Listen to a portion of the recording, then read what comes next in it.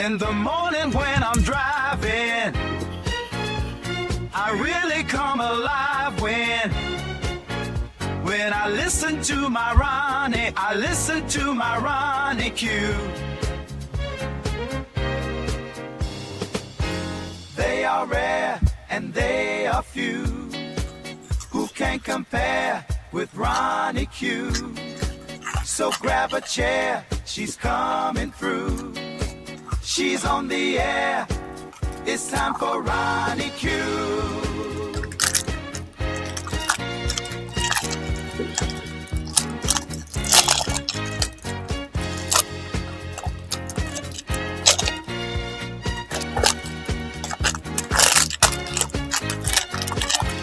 They are rare and they are few who can compare with Ronnie Q.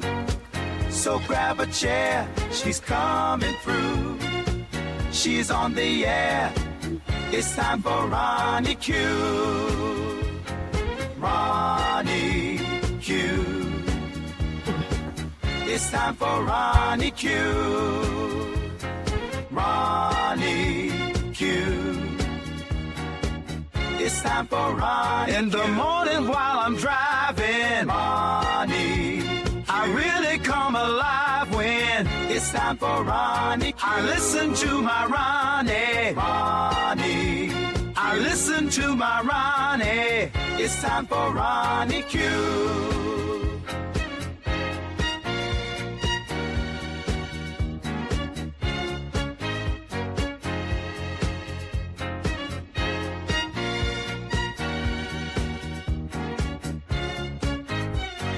Take a seat and go meet Ronnie. Sweet, sweet, sweet, sweet Ronnie.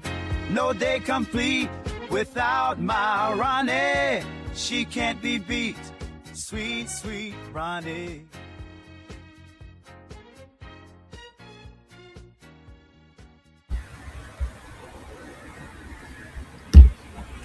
Good morning, good morning, good morning. Hope you guys had a fabulous weekend. Come on in, have a seat, and relax yourself. Hey, Miss Jackie Gaines, it is always good to see you. Now, do you ever wonder why there is no talk about Keith Porter Jr.? Jackie, have you heard of Keith Porter Jr.? Anybody in the chat? Have you guys heard on any of your national news about Keith Porter Jr.?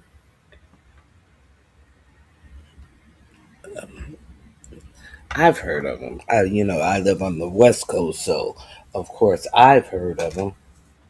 But it's just, well, I'm not gonna even say. Yes, thank you, Jackie Gaines. Okay, and not definitely not on the national news. Now you would think that more people would have heard of Keith Porter Jr. because Keith Porter Jr.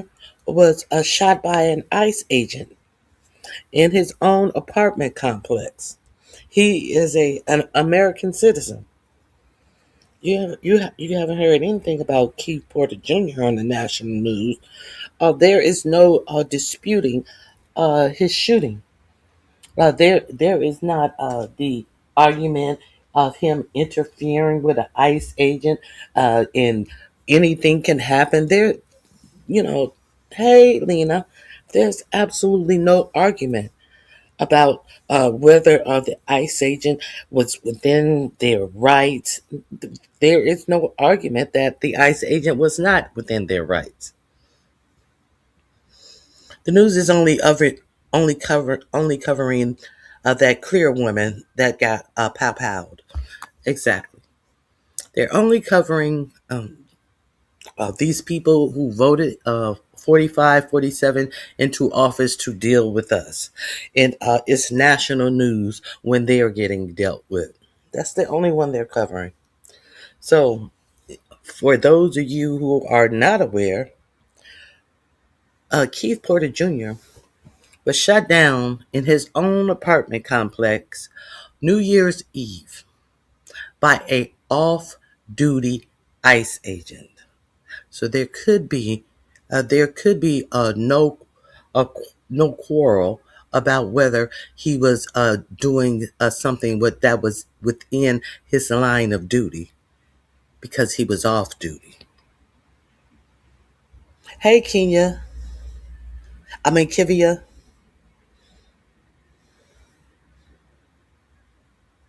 I hope you have a good day as well. And we're not going to hear anything about Keith either, except on social media or word of mouth. Now you understand that this man was in his own apartment complex on New Year's Eve, where an ICE agent lived as well, off duty, and instead of minding his business. Now, so you mean to tell me that ICE agents are able to run around and act like they some police agency? So, according to the ICE agent, he heard some shooting, and it was coming closer and closer to his door. So he got his gun, walked outside, and encountered this black man. It's New Year's Eve. Now, it's New Year's Eve. Have people heard? Uh, have you guys anywhere in a in the city, in the country, heard people shooting off guns? Would it surprise you to hear shooting off of loud firecrackers, pow pows, or whatever? Would it surprise you? It's commonplace. It's a regular thing that happens in the United States of America. So was this off-duty ICE officer first time experiencing New Year's Eve in the United States? Maybe somebody want to check his papers. If he found that it was strange to hear a loud burst of explosions on New Year's Eve. That's okay. So we have to suspend our imagination on that part of his story. So he said that the pals seemed like they were coming closer to his door, and instead of having sitting on his off-duty ass and calling the police if that's what he really thought happened, no. He gathered his government issued ICE pow pow and decided to go out, and all of a sudden uh, he was uh, he was being drawn down on. Keith Porter is being drawn down on by this ICE agent who told him allegedly to drop his piece. And when Keith Porter, according to the off-duty ICE agent who pulled a gun on Keith Porter, when Keith Porter refused to drop his gun and allegedly pointed at the gun at the ICE agent shot. Why? Because he was in fear of his life. No, the ICE agent didn't shoot because he was in a fear of his life. That ICE agent went hunting. That's exactly what that ICE agent did. That ICE agent went hunting. He probably knew Keith Porter lived in that vicinity. He probably heard. Hold on.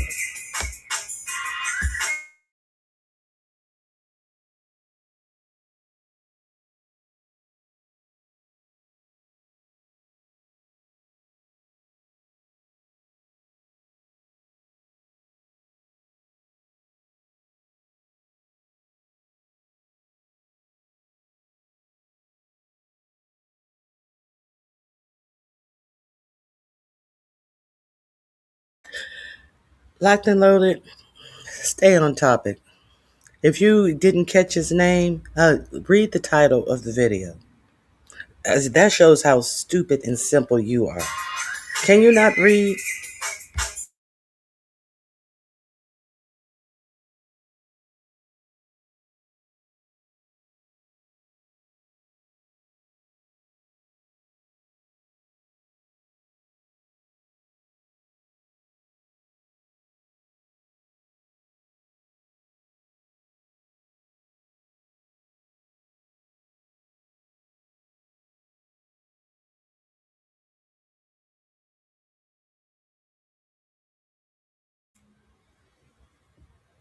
Okay, so are we to believe that this guy who was so upset and thought that he heard gunshots? So this is a story. He refused to drop his piece, so therefore he shot him. And coincidentally, before the before Keith Porter lost his life, before he took his last breath, he shot off 3 shots. Does that sound like a defensive shot? That he was so wounded that none of the shots hit the ICE agent? The ICE agent never said that Keith Porter took shots at him. But Keith Porter got off 3 shots before he lost his life, is how they coin it, conveniently coin it. Okay, so then what happened? So did the ICE agent do what trained police officers or officers of the law are trained to do, is to call for help and render aid? Did he do any of that? No, what he did was he took his ass back into his home and then sat down and called the police. You know, the thing that he could have did in the first motherfucking place, the thing that he was supposed to have done in the first place. But you don't hear anything about this. And what's more curious about this is there have been no charges put on this ICE agent who was, in fact, not doing his job. And had he been doing his job, he would have called for backup and waited for backup. But we do understand that there's a large swath of these ICE agents who can't even pass background tests themselves. Thank you, Miss Jackie. Thank you for covering this story. I meant to cover it on, I think I came live Saturday, but I had to go abruptly, and I was like, I got to get this story out because all of this time, this happened before the Clear woman lost her life to ICE. Okay, so there's no argument. Well, she was impeding their operation. None of this is an argument here. This man, this ICE officer, has up until this date not been charged with a crime. So, because we see all of these ICE officers driving drunk on the road, and the first thing they say, "I'm DHS man, I'm ICE man." Are you kidding me? Are you kidding me? You want me to do a drunk test? Are you kidding me? I'm DHS. So, maybe he did this "I'm DHS man" sad sob story, and there are no charges brought on him. So, hold on one second.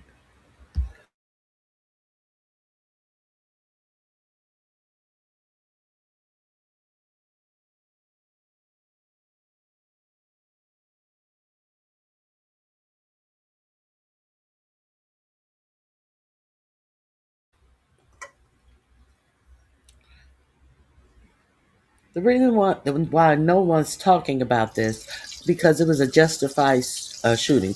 What justifies it? What justifies it?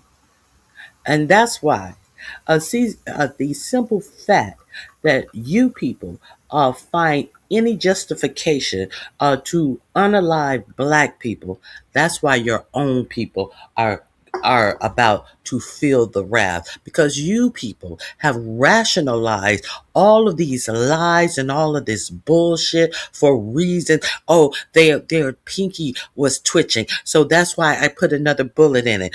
Oh, their knee was rubbing the ground, so I felt that he wasn't complying. That's why it's happening to you now.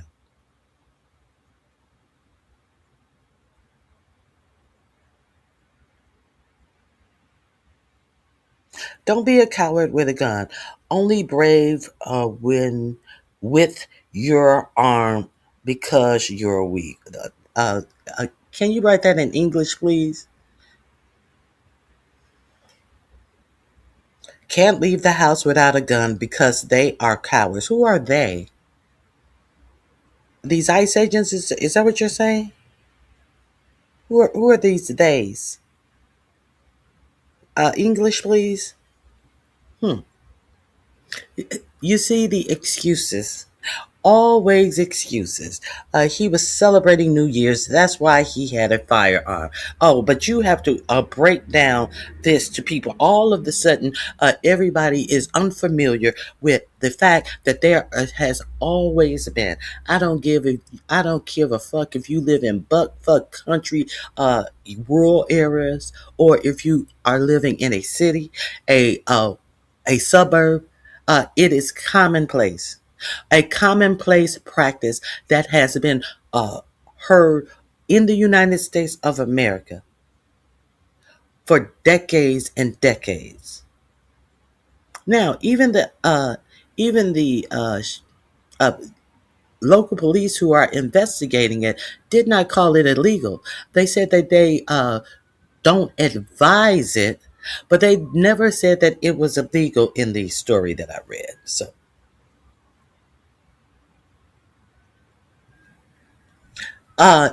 excuse me, locked and loaded. I understand that you guys would like to make new laws and rules when it comes to black people being gunned down for no reason. Who He did not have the authority to shoot him.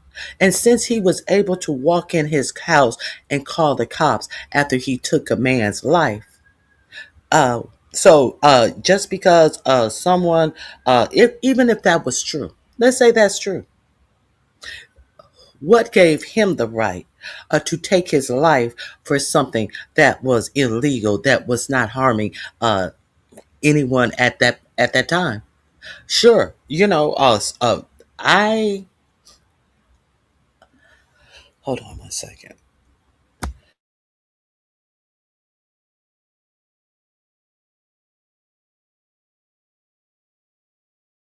No, no, I'm gonna look up throwing your dumb bitch ass out of here because you cannot have a conversation because you know the dumb shit you saying is wrong, you stupid bastard. Get the fuck out of my chat. Your mama's a dumb bitch and she probably birthed you from fucking her brother. You probably your fucking uncle's child, you fucking piece of trash. Anyway, let's continue.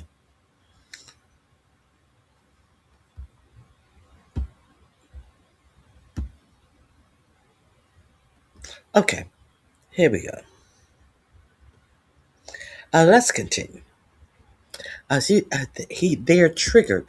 I'm the dumb bitch, and he's sitting up here saying dumb bitch shit. Okay, let's go. So let me share. Let me share this with you. You guys know I like to share. You guys know I like to share information, so let me share this with you.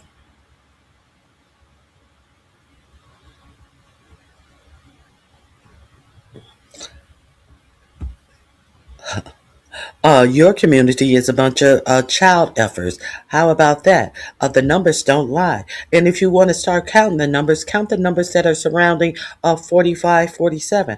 How many people on that ticket, his spiritual advisor, all of these people who are now spending time for exactly that. Hmm. Let me share this with you. This is from the Defiant Attorney.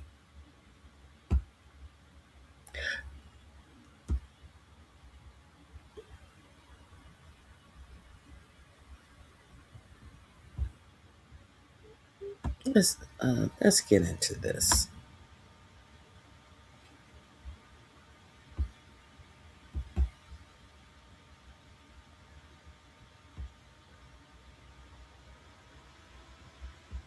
Of Renee Good was running 24/7. Will be linked in my And here I had heard box. nothing, absolutely nothing about Keith Porter Jr.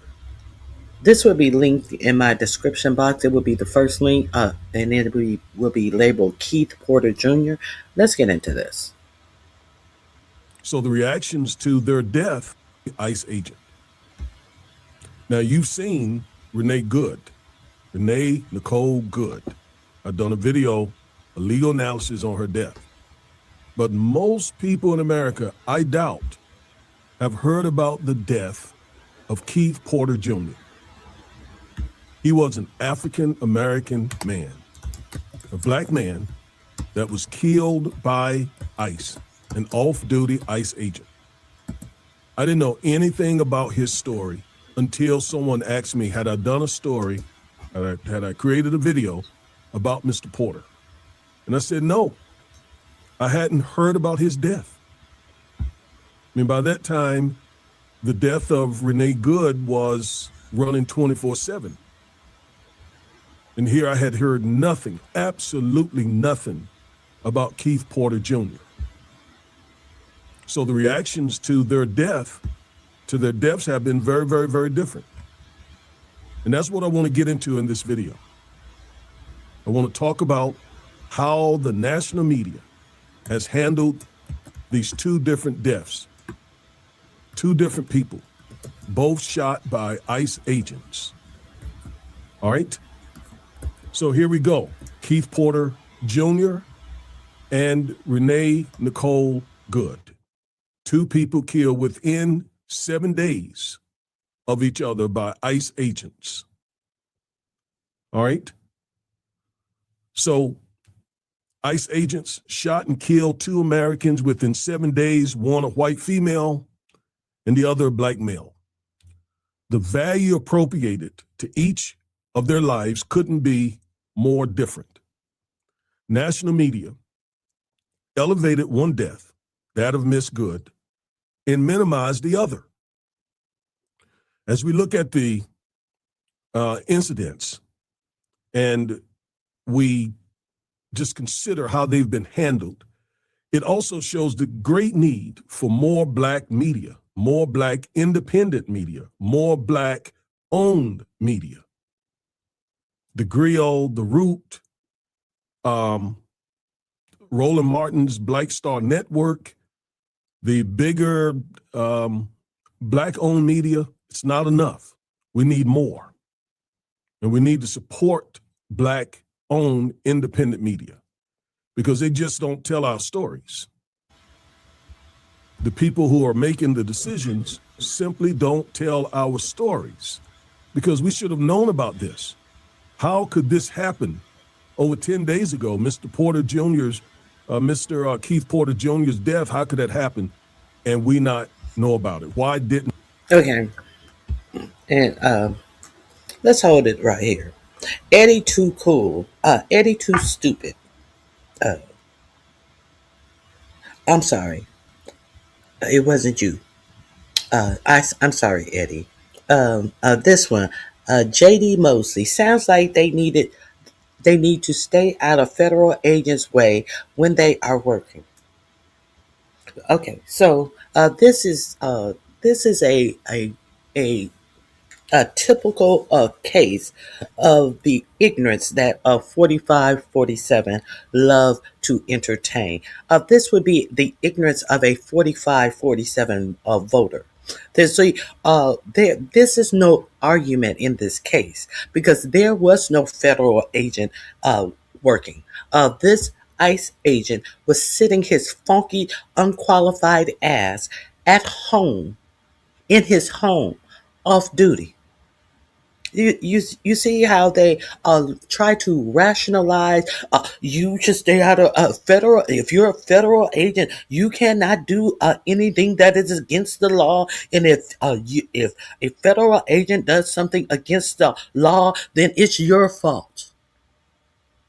You see the white ignorance. Do you see the white ignorance? They can rationalize anything with a lie, with bullshit. But let's continue. And it absolutely flood the media. And I'd be searching I'd be looking for those kinds of stories to tell. And yet, I had heard nothing about it. Not anything, just crickets. Now, as I look at this, some people are going to say, stop making this a race issue. My response is, anyone who says that foolishness is dishonest and is just a fool. Why? Because white America has, from America's inception, made everything in America about race. So I'm not making it about race. Race is already in the fabric of the country. How? Oh, you always want to make it about race. Because you don't want to ignore what the for-profit media ignores. You want to try to make something a national story when we're talking about this clear woman.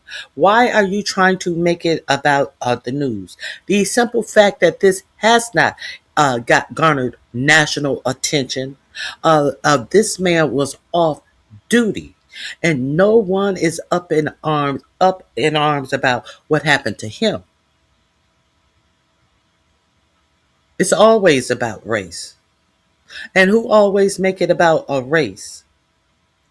When you don't cover these stories, it's about race. So, for any of you guys who decide to write in my chat, do not be disrespectful to me, and I will not be disrespectful to you. I don't want to hear about anything that I'm not talking about. If you cannot follow the story, this is not a place where you will be allowed to drop a dumb propaganda. This is not the propaganda dump spike. Okay, let's be clear. This is an attorney, a lifelong attorney. So all of your ignorance is not going to fly here. And like I say, this is not the propaganda dump site. So let's continue. Can you conclude anything else? We're talking about a country that enslaved black people for 250 years and genocide other non-white people to take the land and Jim Crow and all the works. So these people running around saying America's not racist, there's so much evidence of America's systemic racism. Anyone who says that should be soundly and roundly condemned because they're being dishonest, they're being foolish. All right, so let's get into a little bit of the specifics. Both of these deaths are tragic. Truth of the matter is, neither one of their lives is more valuable than the other. They both were created in God's image. But that is not the way things operate here in America. On December 31, 2025, an off-duty ICE agent shot and killed Keith Porter Jr.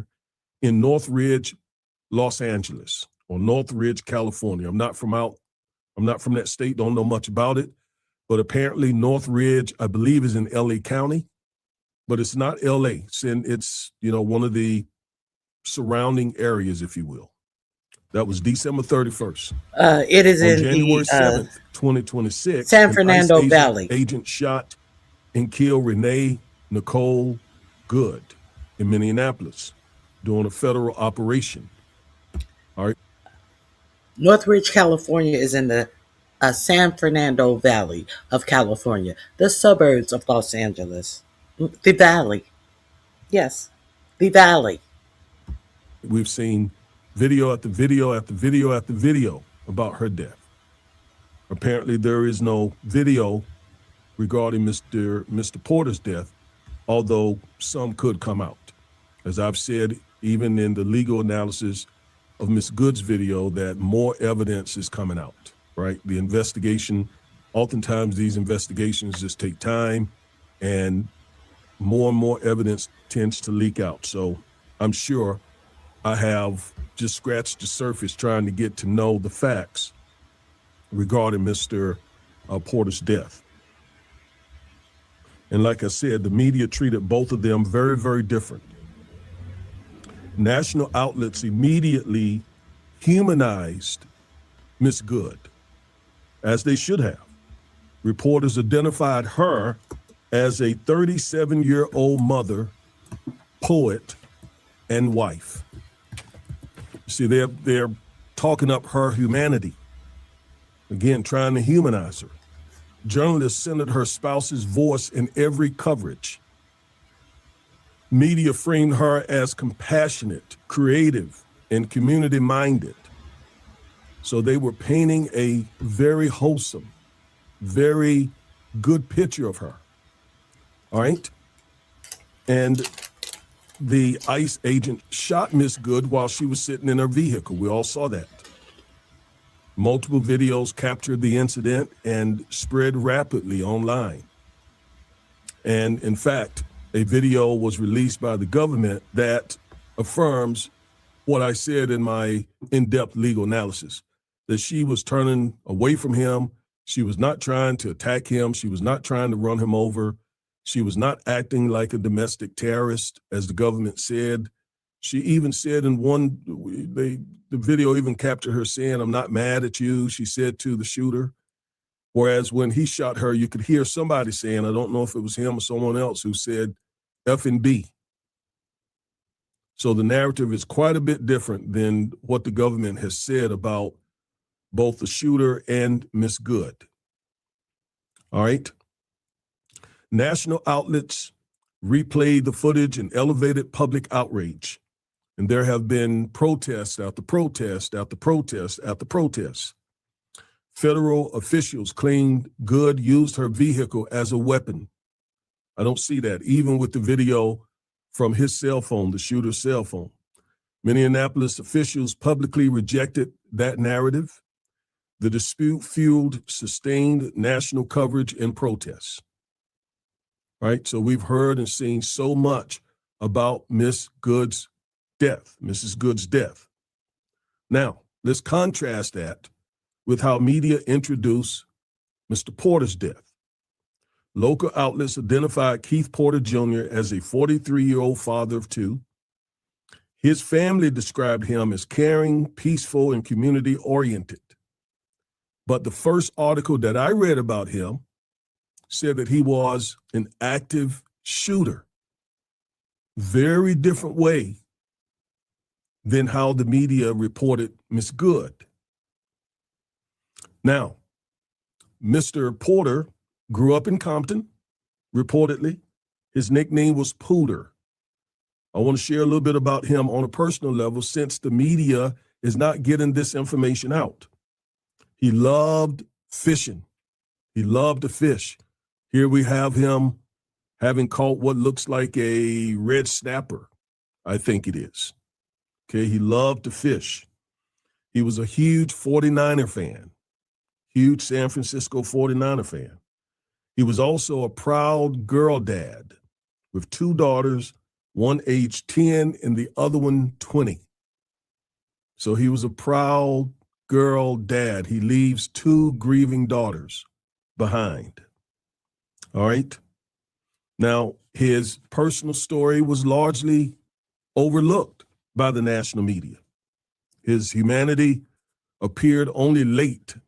All right. And that was because the family was pushing the personal, humanized side of Mr. Porter rather than this active shooter, right? This boogeyman, the scary black man who deserved to be killed, whereas Miss Good was unjustly killed. All right? And that's the very reason why we needed an organization like Black Lives Matter, and still need someone affirming that black lives matter. All right? All right, so this active shooter label that they attached to him, they repeated that in early reporting. And what the family says is that Mr. Porter was actually shooting in the air in celebration of the new year. And that is completely believable, because I know here in the DFW area, there is a lot of shooting in the air around the 4th of July, as well as when the new year come in. You can tell the difference between fireworks and gunshots. All right, so that definitely is a believable thing, that he was not shooting at anyone. He was not trying to harm anyone, not trying to kill anyone, but shooting in the air. All right. So basically the media moved on just based on this thing of being an active shooter. Like his life didn't matter because he was labeled an active shooter pretty early in the thing. Whereas Miss Good was framed as an innocent victim. Okay? Whereas Mr. Porter was framed as a threat. All right? And Miss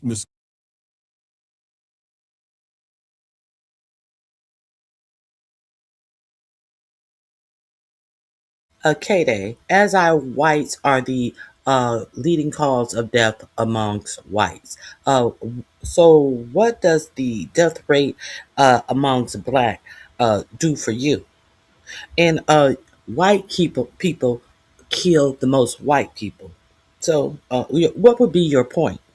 You sound concerned. Where's your concern coming from? Go figure out where your concern needs to be. Let's continue. They want to tell you what black people are doing. They are so astute on black statistics, but they are not astute on the statistics that half of them are inbreds. Let's continue. Good had the benefit of, again, the national media picking up her story and pushing it. And that wasn't happening and has not happened by chance. That happens because there are people, whites principally, in these media news rooms and the editors and so on, who are telling the folks in front of the camera what to say, oftentimes writing what they should say. So they push these narratives. It's good for business. It's good for the algorithms. All right? So the national media pretty much amplified the good regarding Miss Good's death. And as a result, people did what? They hit the streets. They protest. And it has become a national outrage. Meanwhile, crickets for Mr. Porter. Crickets. Crickets. And then there's another part to Mr. Porter's death. So let's suppose he was out shooting in the air. All right? In celebration of the new year coming in. So essentially what that means is he was a gun owner. He was exercising his Second Amendment rights to own a gun. But the problem is he's a black man with a gun. And I can't run with this thing about him shooting in the air because that has not been confirmed. And even if it were, he didn't deserve to die for it. Sort of like George Floyd. George Floyd was accused of trying to pass a fake $20 bill. That allegation was never proven. And even if it did not justify what we saw happen to Mr. Floyd. So I'm not running with this shooting in the air thing until that's been confirmed. And even if it is confirmed, I'm still not running with it, because then you're saying that it was a justification for him to be shot. Now, some news outlets have reported that he was shot because he shot at the ICE agent. Well, that too has been refuted, and it hasn't been proven. So I'm not going to run with that neither. The state has the burden in situations like this. If it's a criminal offense, I think I read it's a felony to do so in California, but the state has the burden of proving that that allegation is true beyond a reasonable doubt. And until then, Mr. Porter died presumably innocent of all those allegations or any allegation. And even if they are proven subsequently, again, didn't deserve him dying, leaving 2 children. Okay. So, here's a idea. Don't be a criminal. Okay. Here's an idea. You're exactly right. Don't be a convicted felon who SA women. Don't do that. Don't be a convicted felon running your business illegally, that you're a 43-time felon. So then you put more felons out on the street who have a lot of who haven't passed their drug test. You're absolutely right. Do not accept people to be ICE agents who have worse backgrounds, and they don't check their backgrounds, and they bring them on board. It's months before they find out they are not qualified for the job based upon their belated background checks. You're exactly right. You are exactly right. But you'll vote for a criminal. You will vote for a criminal.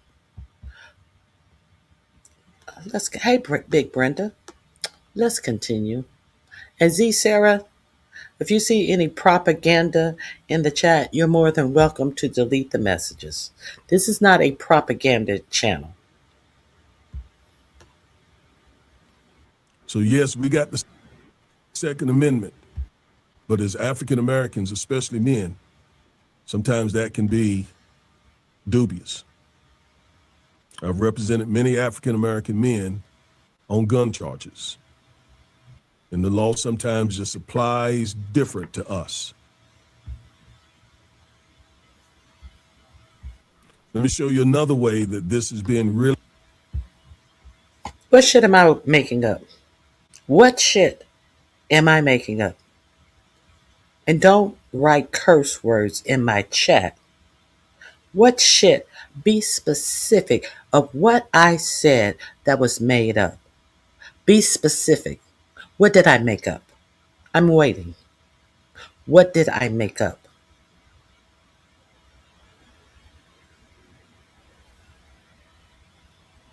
What did I make up?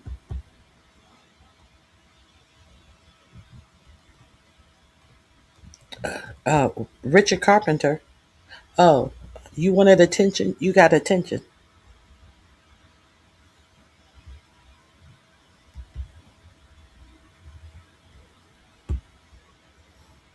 Vapid stream, and you are propaganda. Small time propaganda, but propaganda. It's small time because I'm whatever. For example, be specific. Be specific. Oh, you can't. You have been blocked. See how that works? Let's continue. Really unfair to Mr. Porter and his family. Let me show you another way that this is being really unfair to Mr. Porter and his family. Something you may never think about, but it's huge. And that is the good family created a GoFundMe for her spouse and children. And I checked it. If I was looking at the right one, it has already raised over $1.5 million. Over $1.5 million. And then I looked up whether Mr. Porter his family had created one for him. And yes, they had. And it, at the time that I looked at it, which was a few minutes before shooting this video, if that was the right one, had raised less than $5,000. Hers, 1.5, his less than 5 for his children who are left behind. And oh, by the way, a lot of people have said to African Americans that this has nothing to do with us, that this is all about immigrants.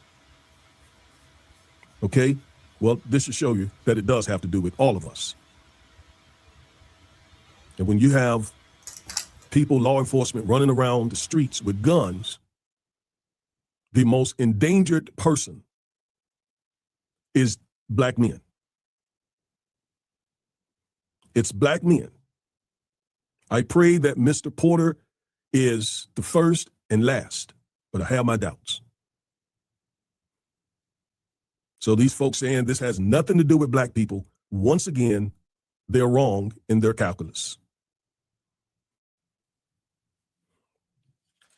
Now, let me just show you that academic research shows that media prioritizes white victims over black victims. Let me say it again. Academic research shows that media prioritize white victims over black victims, as if our lives are just not as important and just don't matter as much. Here's Mr. Porter with his grandmother, reportedly. And look at the love they have for each other. She loved him just as much as Miss Good's family loved her. He's just as valuable. His life matters.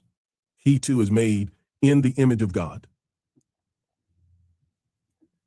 But again, because the media is controlled by both racist and biased white people, they often deminimize our lives.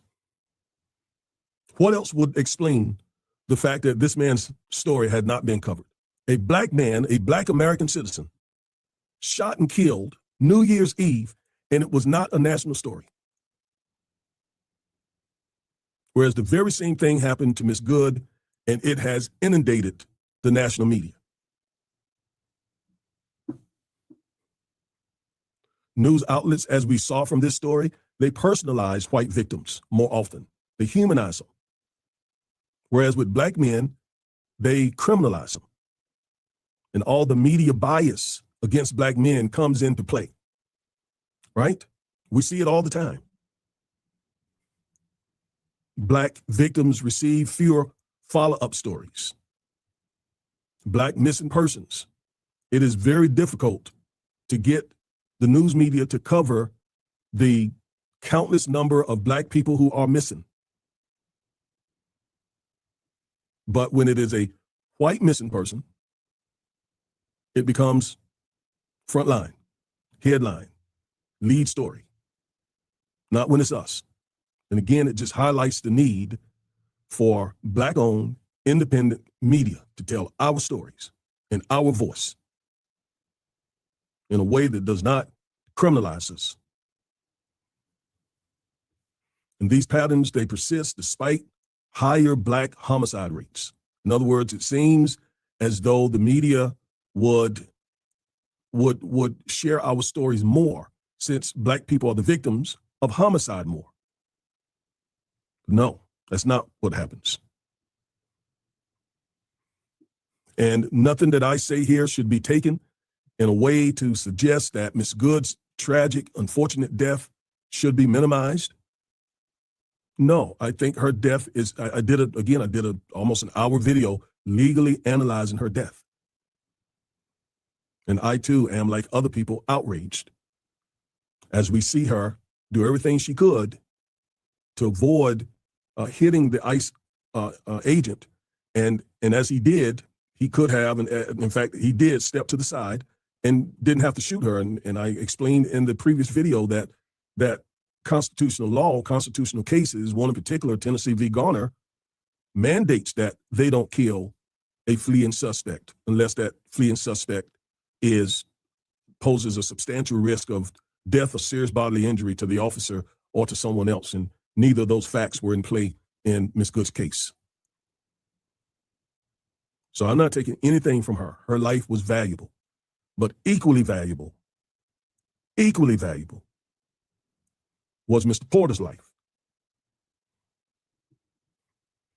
And when the news outlets start out by calling him an active shooter, mentioning that around him when he was possibly doing what so many people do around holidays.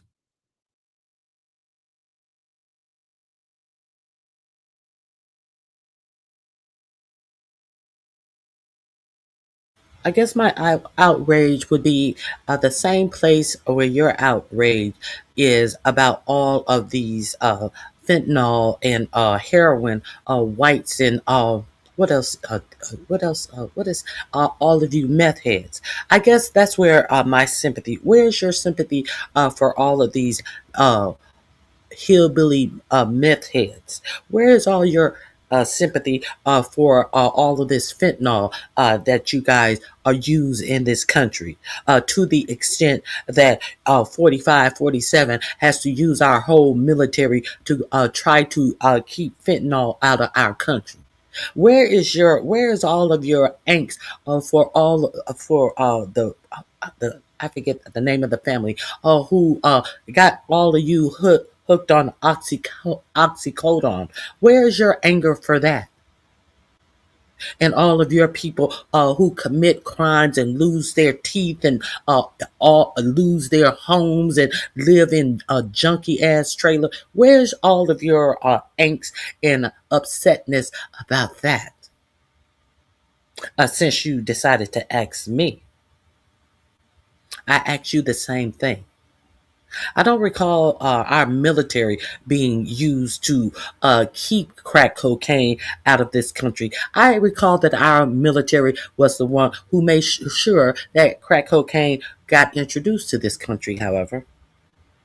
But I digress. Let's keep going. Let's keep going.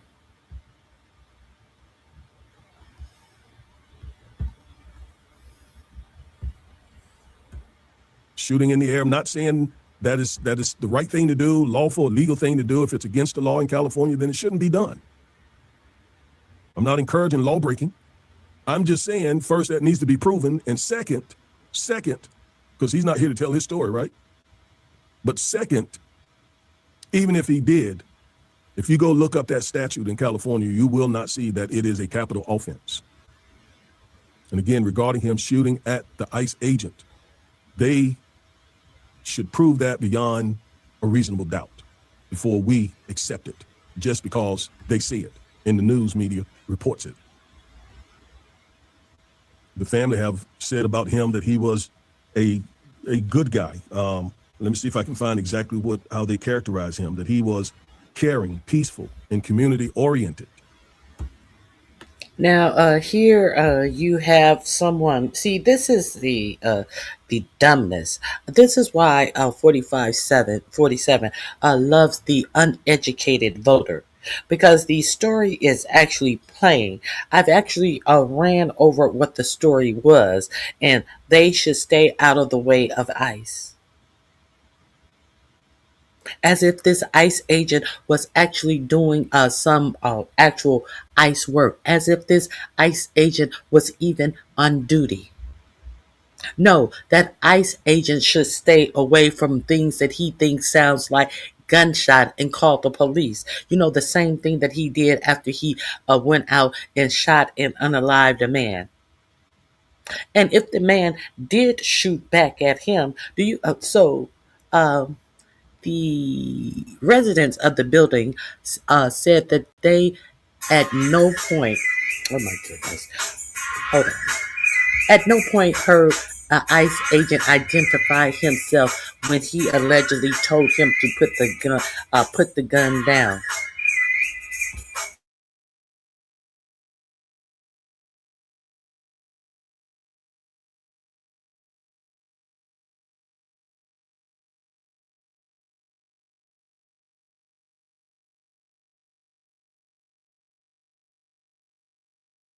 Yes, feel free to subscribe. I'm at it all week long. Okay, let's continue. The people who know him best said that about him. So that doesn't sound like someone who is going to shoot shots at federal law enforcement or any law enforcement or anyone else.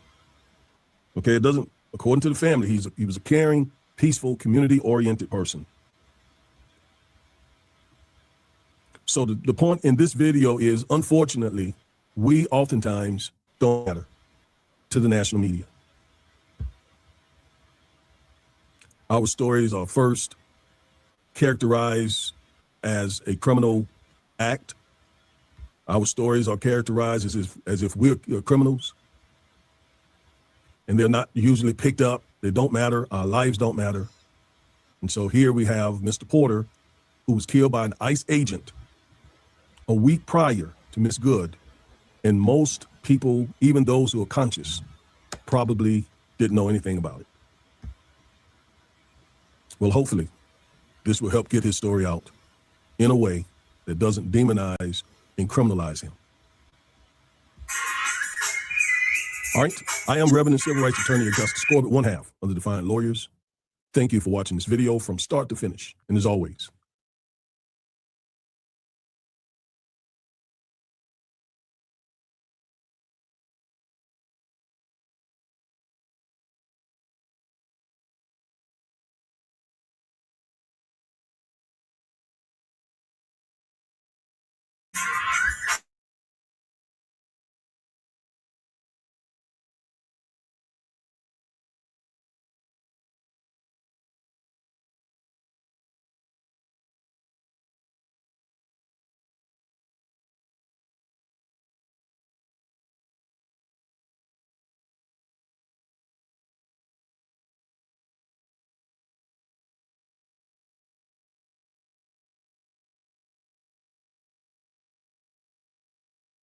Apologize for that wait. So let's get back to some more things that I wanted to discuss today on my channel. I definitely wanted to cover that. Mm-hmm.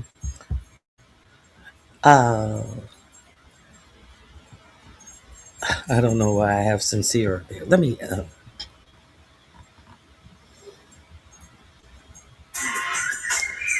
Oh my God. Hold on. I don't know what the fuck. Hold on 1 sec.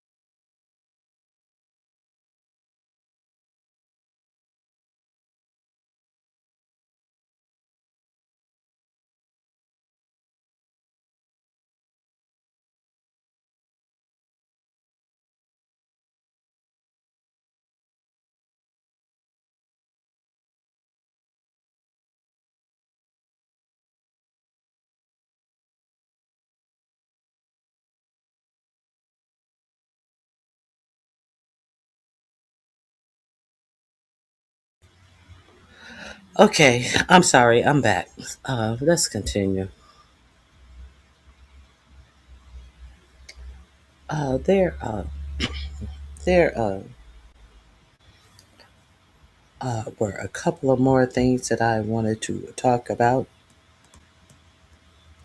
Who heard that Vivek Rashami, who is running for governor in Ohio, has a personal bodyguard for his family?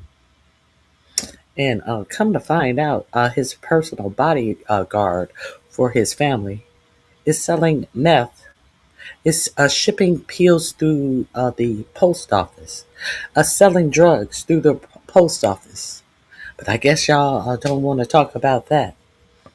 So we see what good sound choices uh, Vivek makes. So what else?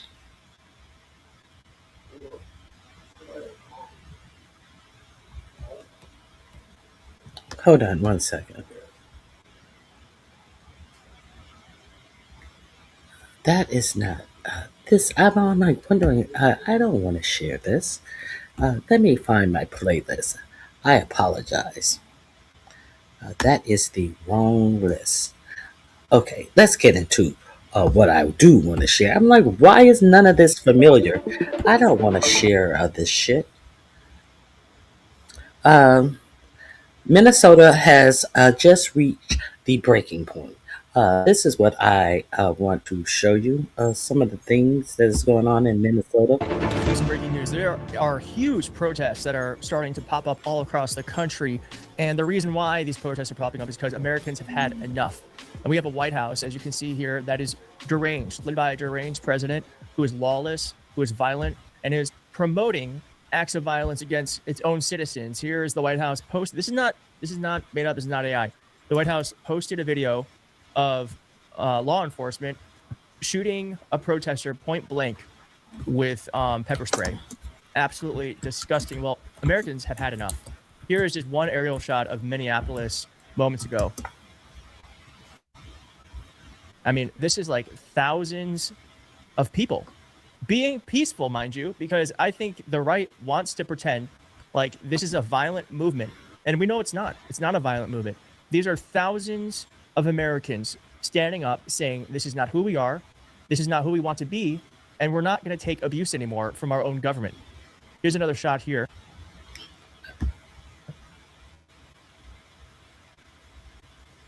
I don't know about you, but this is inspiring to see. It's inspiring to see. And I just say, authoritarianism thrives not by the power it puts on all of us, like the power of the assault, the violence.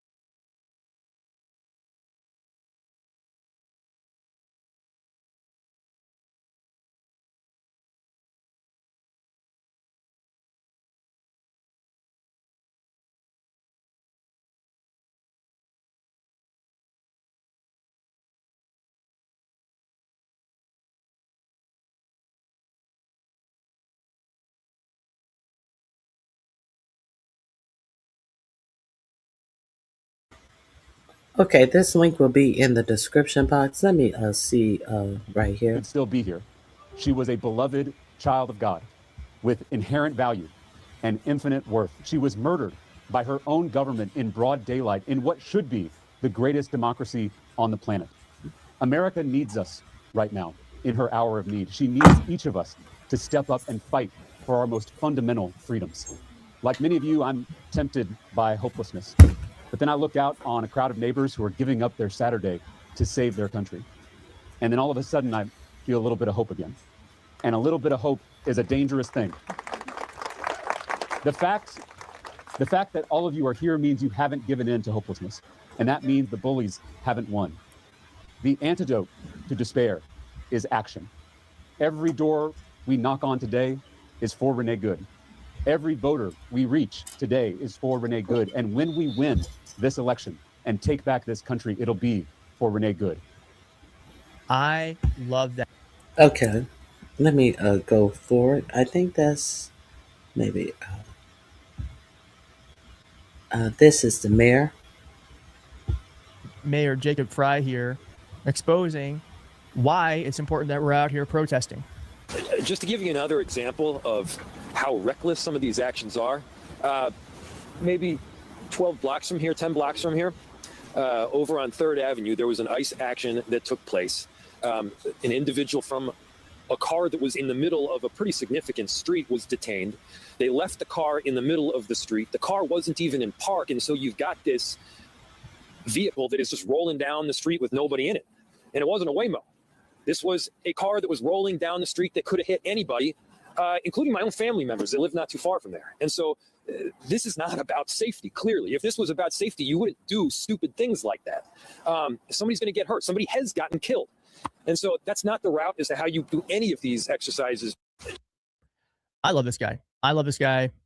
I'll let the Minnesotans tell me why this man shouldn't be running for governor. I heard Amy Klobuchar wants to run.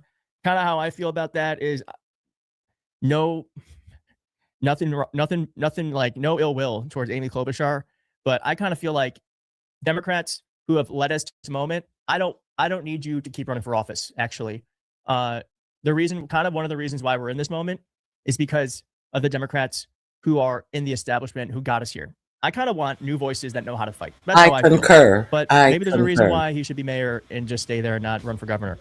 I kind of like this guy. Interested to hear what you think. Thank you. So, as you see, the phone number is rolling across my stream today. How many of you have called your senators or your congresspeople? I understand a lot of you feel that this isn't your fight. But it is your fight to get people in office who are going to represent you and your interests. It is your fight to let them know that, hey, you're not representing me and my interests. So unless you start doing so, you need to do the thing that 4547 do. Tell them, if you're not going to do your job, I will vote someone in office to do your job because you're not representing me. And you sitting on the sidelines while all of this illegal shit is going on, while this president is robbing the whole fucking country for himself and his billionaire buddies, and turning this state into a third world state. Maybe you should call your elected officials. Maybe some of you should find out who your elected officials even are. Because blaming it on black people, blaming it on brown people is not going to do improve your life not one bit. Does it seem like he's interested in improving your life? He's talking about going over to buy Denmark. They are doing strikes in. They are doing strikes in. Where is it? This morning. I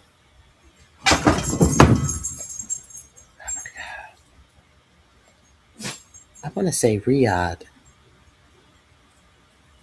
Syria. Now, your government is doing strikes this morning in Syria. How much money is that costing the American tax dollars? Doing strikes in Syria 2 weeks after they did the first strikes in Syria, a month late after 3 Americans lost their lives in Syria. And 2 weeks later, after they're a month late of having any response to these 3 people who lost their lives in Syria. It was a planned attack. What? They are blowing your fucking tax dollars up behind a war and bullshit. But they just had the Syrian president in the White House a couple of weeks ago. They just had the Syrian president in the White House. What the fuck was all that about? The interim Syrian president who used to be a Al Qaeda fighter who was fighting our soldiers. But you don't, some of you people don't find anything wrong with that because you're too inept to understand anything. That's why they always tell you that your problem is a black or brown person. A non-white person is your problem. But you don't have a problem with these palm-colored immigrants coming in here and bashing through all of your information and going through the Treasury of the United States and getting all these multi-billion-dollar contracts to do what? How is how have all of Elon Musk, how has all of Palantir contracts benefited your life? But you don't have no problem with that. But you want to make fun of people of what they should and what they shouldn't be doing if they are on food stamps, what they should or what they shouldn't be eating if they are on food stamps, which pays about on average less than $200 a month for people who are on food stamps. But you have so much to say about that. But your mouths are closed on these multi-billionaires finding ways to make money off of all of your personal private information. You sit up and buy the fact that this race for the greatest AI is so important that you are mute on these big billionaires plugging these data centers into your electrical grid that raise the price of your electricity. You're okay with that. But you want to tell a poor person what they should or shouldn't be eating and what your tax dollar is doing for a poor person. But you don't have shit to say about subsidizing the water and the electricity of these data centers. Since you want to come over here and talk dumb shit, let's talk dumb shit. Let's talk about you. Let's talk about you dummies. Okay. Y'all still want to talk? Oh, y'all don't want to talk.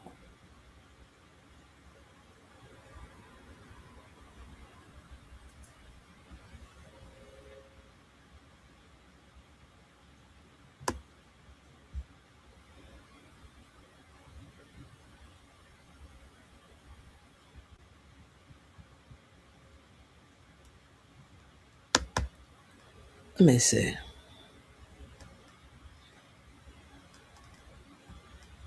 Yeah, nothing? You have nothing?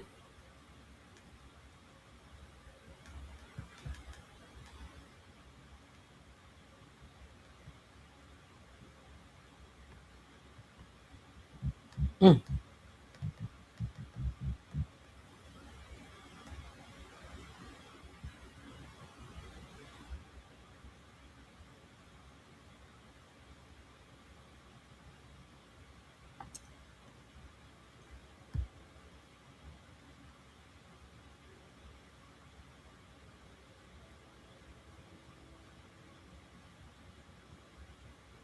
Okay, so I guess there's nothing.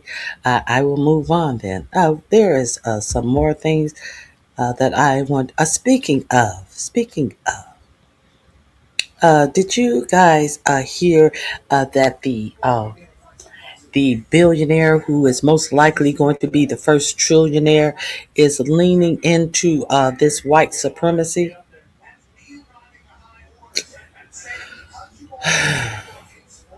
Let me know if my background, if you can hear my background. Let me get into the future trillionaire leaning into white supremacy propaganda, shall I? Where is it? Where is it? Oh, I have to find it. Hold on. It's in another spot in my notes. Uh, Now, 4547 has also said, he's also said that uh, they will start pumping the Venezuelan oil right away. So we're going to other countries and we're pretending like this is our oil and we want our oil and our land back. How is Venezuela our oil and our land? You want to talk about black on black crime, but no, nobody has anything to say about the audacity of the president and vice president saying that Venezuela is their land. Nobody see the foolishness in any of that. Nobody sees the foolishness in any of that. So let's get into that right quick. Huh. Here we go.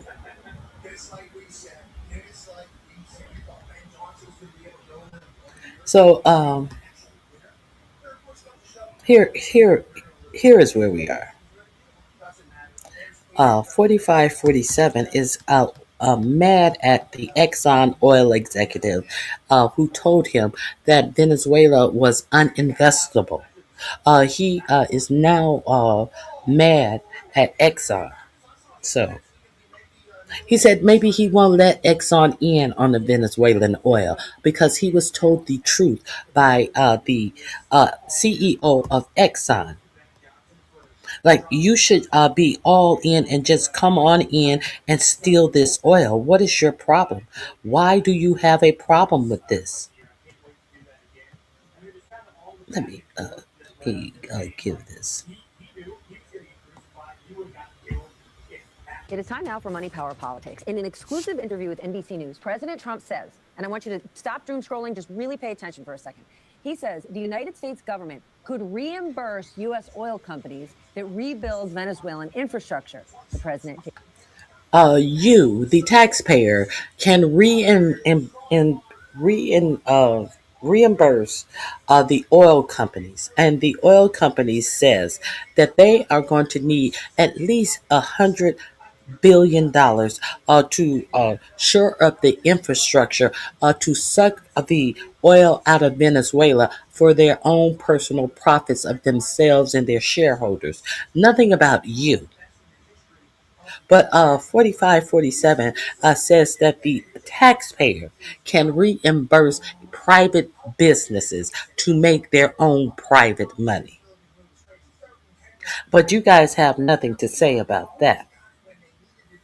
$100 billion. Let's hear this again.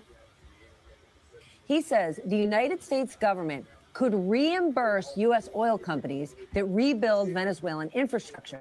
The president did not say how much money that could cost, but I'm going to tell you, it's a lot.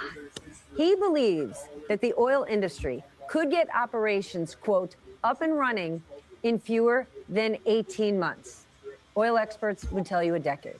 So I just want to level set for a moment about exactly what's happening here. Nicolas Maduro is obviously no friend to the United States. But by sending our troops to Venezuela to overthrow him, Trump may have violated international law, sidestepping Congress, and threatened the world order.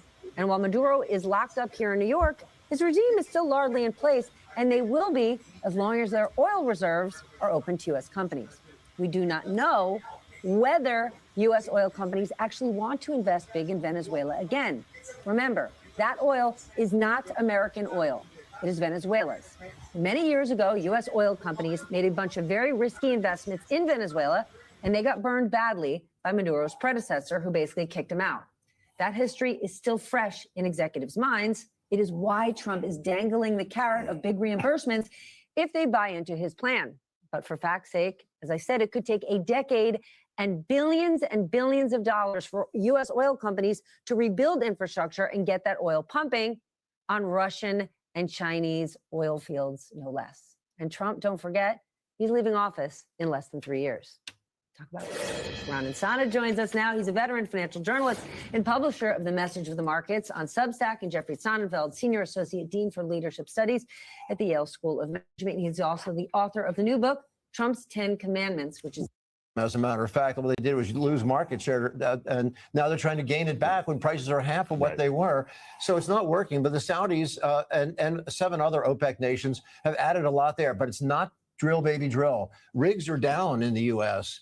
We're seeing layoffs. Chevron, the one company that is still operating in, of course, down there right now still, they've cut 26% of their workforce. ConocoPhillips has cut about 20% of their workforce. Baker Hughes says their rig count is lower than it's been all the way down since the COVID era. You know, it's historic lows. So the oil industry is not this drill, baby, drill. You understand that people in the oil industry are being laid off, but not so. Says 4547. He 3 days after this invasion, he had a bevy of oil executives sitting in the White House, overlooking where he tore down the East Wing, and talking about a freaking ballroom. Talking all of this pomp and circumstance of bullshit, and asking them to sit on camera and lie to the American people about how much that they would invest in Venezuelan oil infrastructure to enrich themselves, and talk about the 300 million barrels of oil that is on its way from Venezuela. That is our oil. Who's going to profit from $300 million of oil that 4547 has admitted just taking from Venezuela? But you have nothing to say about that. You have nothing to say about that. You have nothing to say about the European Union saying that if, in fact, 4547 invades Greenland, there is no more European Union, and they will be fighting on the side of Greenland. So it's just amazing the way that this person is putting the United States as a fucking target of the whole world because of his personal greed, in my opinion. Personal greed. None of them care about none of you. But you guys are fighting and acting like this the Gestapo out there is for you. You guys are out here acting like you're so happy about being in a police state because you don't think the police state is for you. What is for you? What has this government carved out for you, the American people? Huh? What of any of this shit that is going on in this administration has made your life better? Or even attempted to pretend that they are going to make your life better? What in all of these shootings and all of these illegal acts that they are taking across the nation, there is a big uprising in Iran, and they're clamping down on their people. What business is that of yours? What business is that of yours? That your president is talking about going over there and making strikes on Iran when the Pete Kegbref, the when he was being confirmed as the Department of Defense, could not tell the Senate who were questioning him if he would have the Army shoot you, an American citizen. So we are supposed to go on the premise of we are going over there to bomb Iran because what they are doing to their protesters. When your own Secretary of Defense has not said he wouldn't shoot American protesters. And he have you dummies out here rationalizing shooting American protesters. This is where we are in this nation today. You guys are rationalizing shooting American protesters at a time that your government is about to send more billions of dollars uh, attacking Iran for the very same thing that you are championing in your own country. And you think someone take you people seriously? You just show the ignorance of you. You just show how stupid you guys just insist on being. And you get nothing for it. You get absolutely nothing for it. Um, okay, so let me. I gave you the little bit of that oil story. Let me give you a little bit more. First and foremost, obviously, is the interest that we have in Venezuela. And I think, the way I would position that, I think one of the reasons why we see many of the industry players here is we're in a depletion business for a product that is in great demand and will be in demand for many, many, many decades to come. And as a depletion business, the biggest challenge we have is finding resources.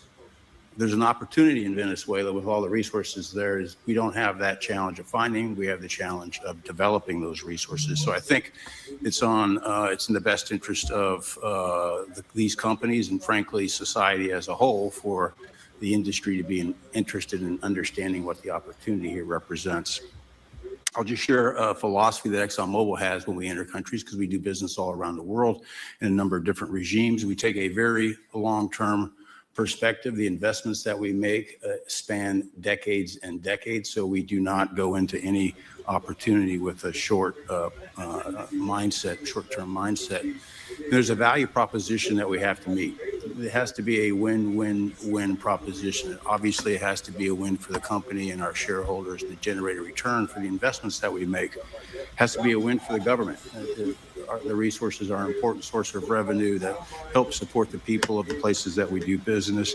And it has to be a win for the people. We have to be wanted there and to be a good neighbor. And those three things ensure a stable, long-term platform for the large investment. You see Susie Wild with her taut, pulled face get shocked and like, I can't believe he said this. We're being embarrassed by this ExxonMobil guy for telling the truth. Uh, uh, there is no safety. And let's not forget, when 4547 first spoke at this meeting, he said he guaranteed the safety of the oil industry people who would be working to set up their infrastructure for their own personal wealth. He gave them security guarantees. You know, the shit that he wouldn't give our ally Zelensky in the stopping the war in with Russia and Ukraine. He gave these oil executives security guarantees. Who is going to guarantee their security? The United States military is going to guarantee their safety. Well, if these oil executives were interested in it, why wouldn't they hire their own Blackwater to secure their own safety? Why would the American people be paying to secure their security as they set up infrastructure to steal the oil from Venezuela for their own personal profit? Why would the American people be on the hook in paying our military to secure oil executives to make their own personal money for themselves and their shareholders? But you people can't think. You people hear this in here 45, 47. Everything gonna be okay. The oil executives, they're gonna pay for everything. You hear bullshit, and you're so stupid that you can't critically think. No critical thinking skills. That's why he likes the uneducated voter. Because when you are educated, you are prompt to learn how to think for yourself. You are learn to not just take propaganda at its face. and run with it and think you are spinning in the chat when you show how ignorant you really are. But let's continue.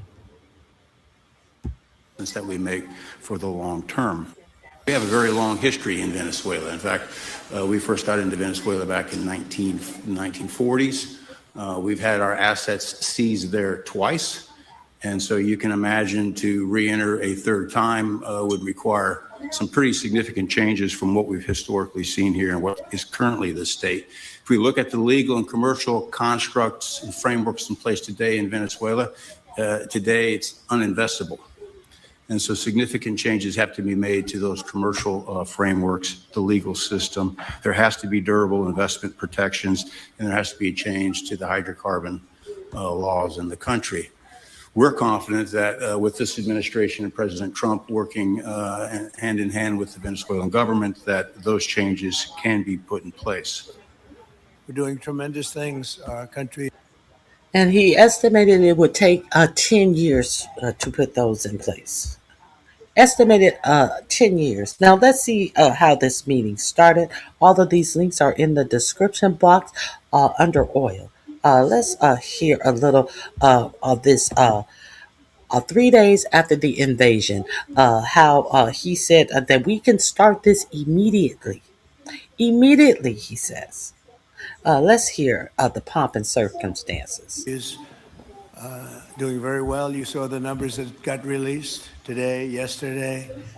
Deficits cut way, way, way back at levels that nobody's ever seen before. Of course, Setting no one records. ever seen it. And the numbers coming into our country are unprecedented. And we're doing really well. We had a situation 3 days ago with Venezuela. The deficit has been cut back way, way, way. No specific number. In numbers that you have never seen before. But to get extension on health care, they had to go around Congress, and he was mad about the Republicans that went around Congress to extend health care so health care wouldn't go up 3 and 4 times more. When he sits here and tell you how much the deficit has been shrunk and gives you absolutely no information, no numbers, you're just supposed to take that and believe that. How great the country is doing. And this is what had to be done to guarantee that up to 25 million people wouldn't be cut off their health insurance. Did you hear him tout his how he prevented you from having to pay all of this extra money in your health care, or you would have to go without it? You heard him say nothing about that because he did absolutely nothing about that. Let's continue. So you're talking about ICE, and you have nothing to say about what the subject matter is. So that tells me that you have no argument. You live in propaganda, and you're a dumb fuck. You are a dumb. You are a dumb, stupid idiot. Goodbye. Because you cannot come up here in my room with propaganda. And if you can't stay on topic, and the only thing that you can say is something about ICE, please hit the like button on your way out. Please hit the like button on your way out. See, that shows your ignorance as well. Coming in here with this all this MAGA and we love ICE, you have no argument for your ignorance. You cannot speak on the topic at hand.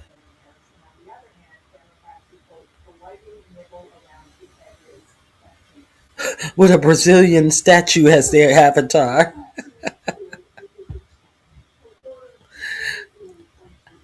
I didn't say I was intelligent. I said I was giving you facts. And if you take out the facts as personal insults, I don't know what to tell you. Because if you come in here acting dumb, I'm going to tell you you're acting dumb. And if you take that as a personal insult when you come in my chat saying dumb shit, oh well, you're going to get the truth. So if you're insulted, that's what you don't come in here saying dumb stuff. I just joined the room. What is the topic? The topic is 3 days after uh, the Venezuelan uh, uh,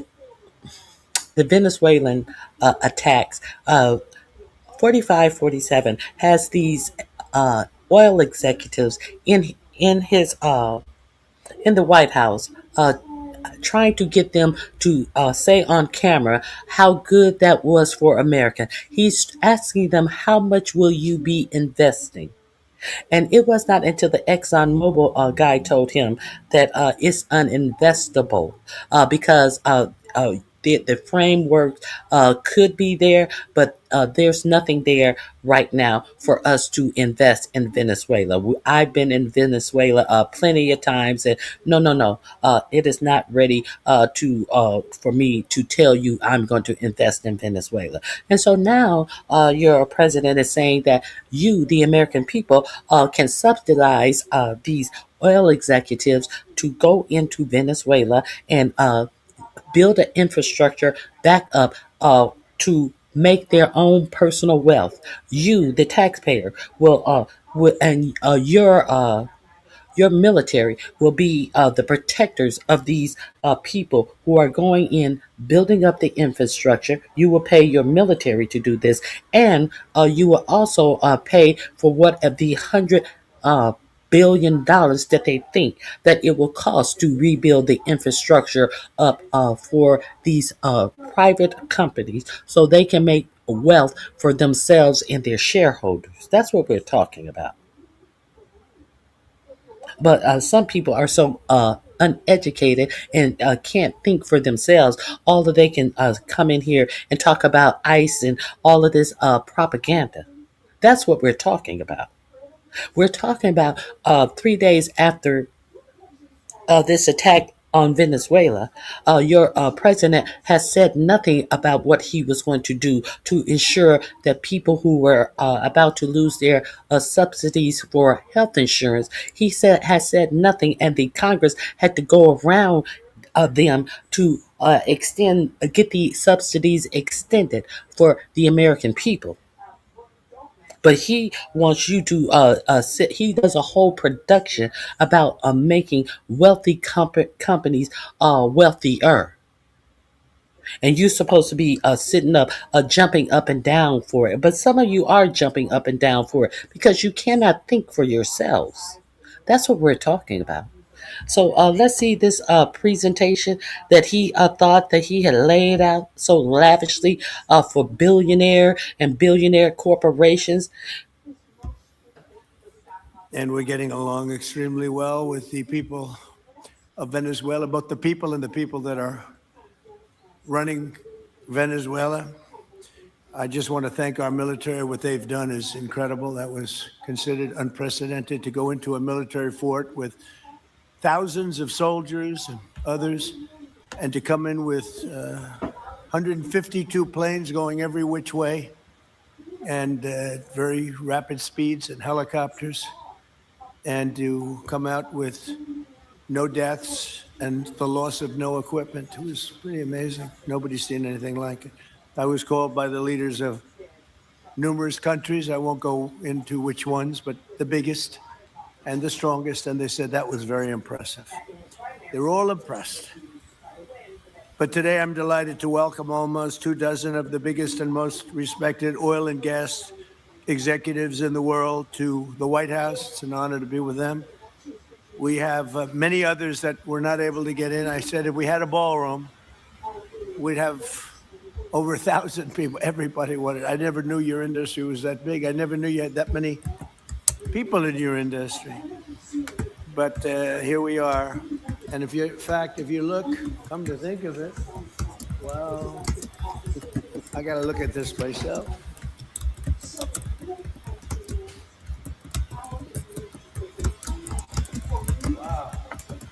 Wow. What a view. This is the door to the ballroom. Well, how did you have unusual time to look? but I figure we might as well do it. If the fake news would like to go back and take a look, you can, but you'll see a very big. You see a very big ballroom. You know, we would if we had the ballroom. Everybody said we should have the ballroom, and it is fantastic. They're pouring down the concrete for the fabulous ballroom. That's a dry bag for contributions from these gas companies that he has sitting there. You know, we're going to go in the back and we're going to divvy up this oil. Oh, wait a minute. Let me look at the ballroom. That's called a dry bag. And everything is on schedule. You just fired your first architect for this ballroom. He wants you to tell you that everything is on schedule and under budget. But remember, the big, beautiful ballroom was supposed to cost $200 million, and it was going to be paid for by himself. And now it has ballooned to $400 million. So I guess it would be on budget if you keep changing the budget, and the budget is double what you initially said the budget was. I guess it can always be on budget. Let's hear him say this dumb shit. Foundation that's moving. We're ahead of schedule on the ballroom and under budget. It's going to be, I don't think there'll be anything like it in the world, actually. I think it's going to be the best. We went from, this is, as you know, our biggest room, which would seat 100 for dinner, maybe. If you're lucky, if you're nice and tight. And the ballroom will seat many. And it'll also take care of the inauguration with bulletproof glass, drone-proof ceilings, and everything else, unfortunately, that today you need.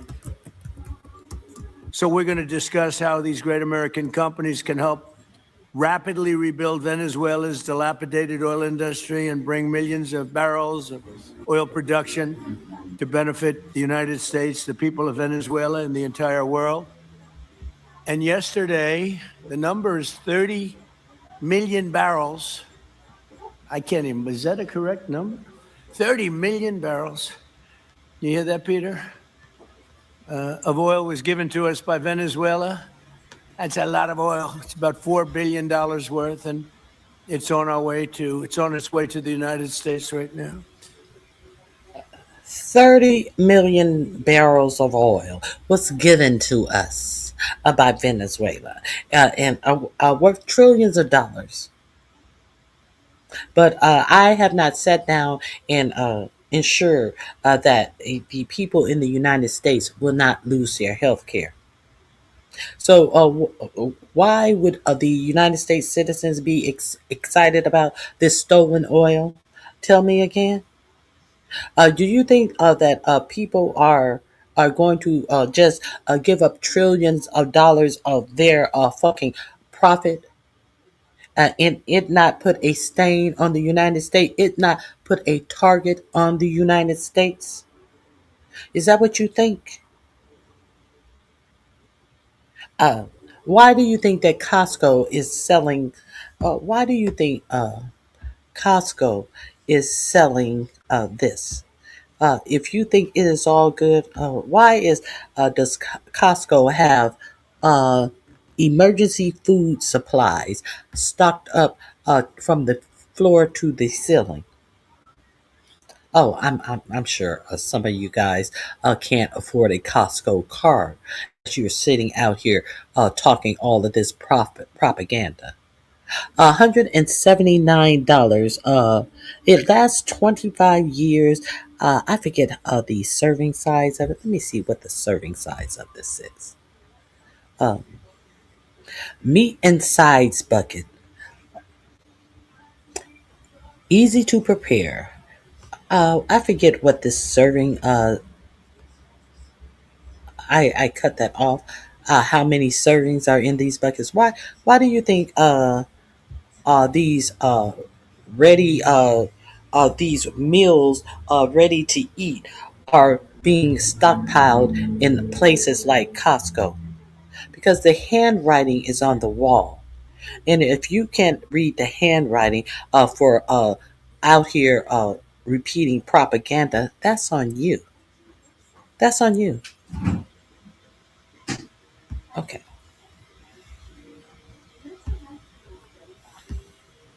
And we want to thank Venezuela for that. And we're working very well with them, obviously, or they wouldn't have been so generous. But they respect us again. They didn't respect us at all before. So that's money that goes to the United States. Some will go to Venezuela, and some will go to the oil companies, but not that because that's already been extracted. So when you're not getting any of that, but when you start extracting, you'll get. But it's tremendous reserves, among the biggest in the world. Some people say it is the biggest in the world. And we're going to be working with Venezuela. We're going to be making the decision as to which oil companies are going to go in, that we're going to allow to go in. Going to cut a deal with the companies. We'll probably do that today or very shortly thereafter with Chris and Doug. And we're dealing with the country, so we're empowered to make that deal. And you'll have total safety, total security. One of the reasons you couldn't go in is you had no guarantees, you had no security, but now you have total security. It's a whole. He guaranteed them total safety and total security. Who's going to pay for that?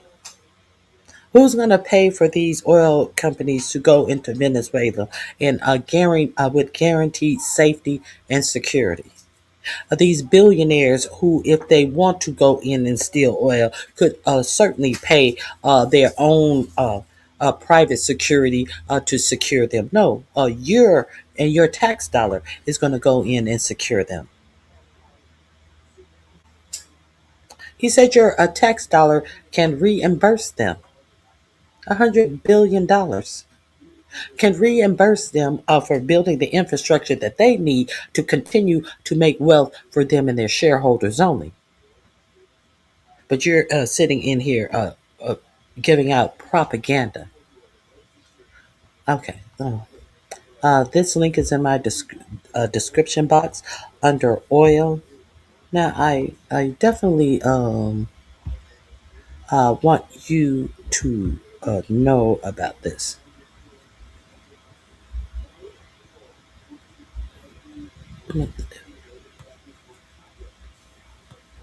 Let me share.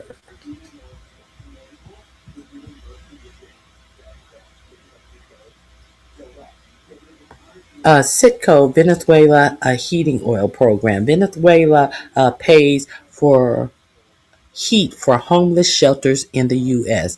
The Citco Venezuela heating oil program has been a significant source of support for homeless shelters in the United States. The program has donated over 235 million gallons of heating oil to more than 1.8 million people since 2005, assisting families, homeless shelters, and Native American tribes across 25 states and the District of Columbia. The program has been crucial in providing essential heating oil to those in need, helping to keep vulnerable populations warm during the winter months.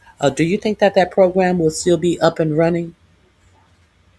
Do you think that program will be up and running since 4547 wants to go in and talk about he's taking back the United States oil? Did you even know? Let me share this with you, just in case you think I'm kidding. But no one is telling you that this is who we have to look to pay for heating oil in the United States. Uh, right there, read it for yourself. Read it for yourself.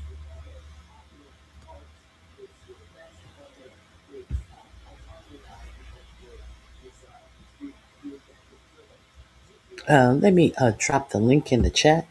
Here, you can read it for yourself. Oh, but you didn't know that, huh? You didn't know that as you're sitting up here talking stuff that you don't know. But we're going over there stealing their oil for multi-billionaire companies.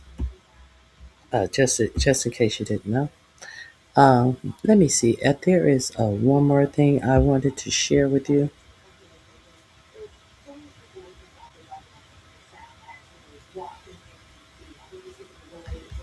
Hold on.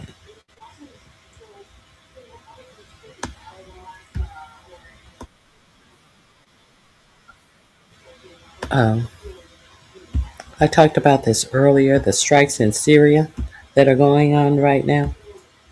Who's paying for that? What is the purpose of that? Do you know? I'm Jose Diaz-Balart. We are coming on the air with breaking news at this hour. The United States carrying out strikes against Islamic State targets inside Syria. Let's take a look at this video. You're seeing these airplanes there. This is video of those strikes according to the U.S. military. The Pentagon says this is another round of retaliation after 2 U.S. soldiers and an American interpreter were killed during an attack back in December, the 13th of December. I'm joined now by NBC News correspondent Julie Sirkin. She is in Palm Beach, I should say, traveling with the president. Julie, what do we know about this? Well, as you said, Jose, this is the second act of Operation Hawkeye Strike. That is how the Trump administration is describing this operation that began on December 19th. The second round of strikes happening today. It is a little bit smaller than what we saw back in December. It was in retaliation, as you said, for the ISIS blitz attack on the 2 National Guardsmen from Iowa and an interpreter that was with them that was killed on December 13th in Palmyra, Syria. We saw a couple of days later a very large-scale attack carried out by the military, according to the Central Command. This is sort of the group in charge of military operations in the Middle East, in certain parts of Asia as well. They say in a statement today that the strikes targeted ISIS throughout Syria as part of our commitment, they say, to root out Islamic terrorism. Hold on. And here we go. Yeah, this lady is probably some hateful black lady. The normal. What black women are, the normal is the most educated people in the United States, if you are unaware of that. And if that makes you think that we are hateful because we have information, you're the normal, uneducated, non-black woman. No one buys into this angry black woman thing because black women have facts and it makes you feel insecure inside your body. Hit the like button on your way out. Uh, uh, be sure to hit the like button on the way out with your racist, stupid ass. Let's continue. Against our warfighters, prevent future attacks, and protect American and partner forces in the region. U.S. and coalition forces remain resolute in pursuing terrorists who seek to harm the United States. In some way, Jose, we knew this was going to happen because back on December 19th, at that point, there were strikes against more than 70 ISIS targets, facilities, infrastructure in Syria. We heard from sources with knowledge that these attacks by the U.S. would continue over the following weeks, perhaps months, depending on how ISIS would respond. We see now, of course, with this second attack, we know, according to the commander of CENTCOM, the spokesperson there, Captain Tim Hawkins, telling NBC News that more than 35 targets were hit, again, smaller than the attack that targeted 70 targets back on December 19th. More than 90 precision munitions were fired, and more than 20 aircraft were involved, some of which you've seen in that video posted by CENTCOM. And certainly this is a large operation. It comes, of course, as the administration is discussing, at least in preliminary terms, potential action in Iran as the government there cracks down on protesters. We know as well that over the Christmas holiday, the Trump administration launched attacks against ISIS targets in Nigeria. So this is something that we've seen from the administration, presumably will continue seeing, according to the statement from CENTCOM, again saying that their message remains strong. If you harm our warfighters, we will find you and kill you anywhere in the world, no matter how hard you try to evade justice. Jose? Julie Sirkin in West Palm Beach, thank you so very much. That concludes this special broadcast. We'll have much more ahead. Okay, I wanted to give you the information about this second strike.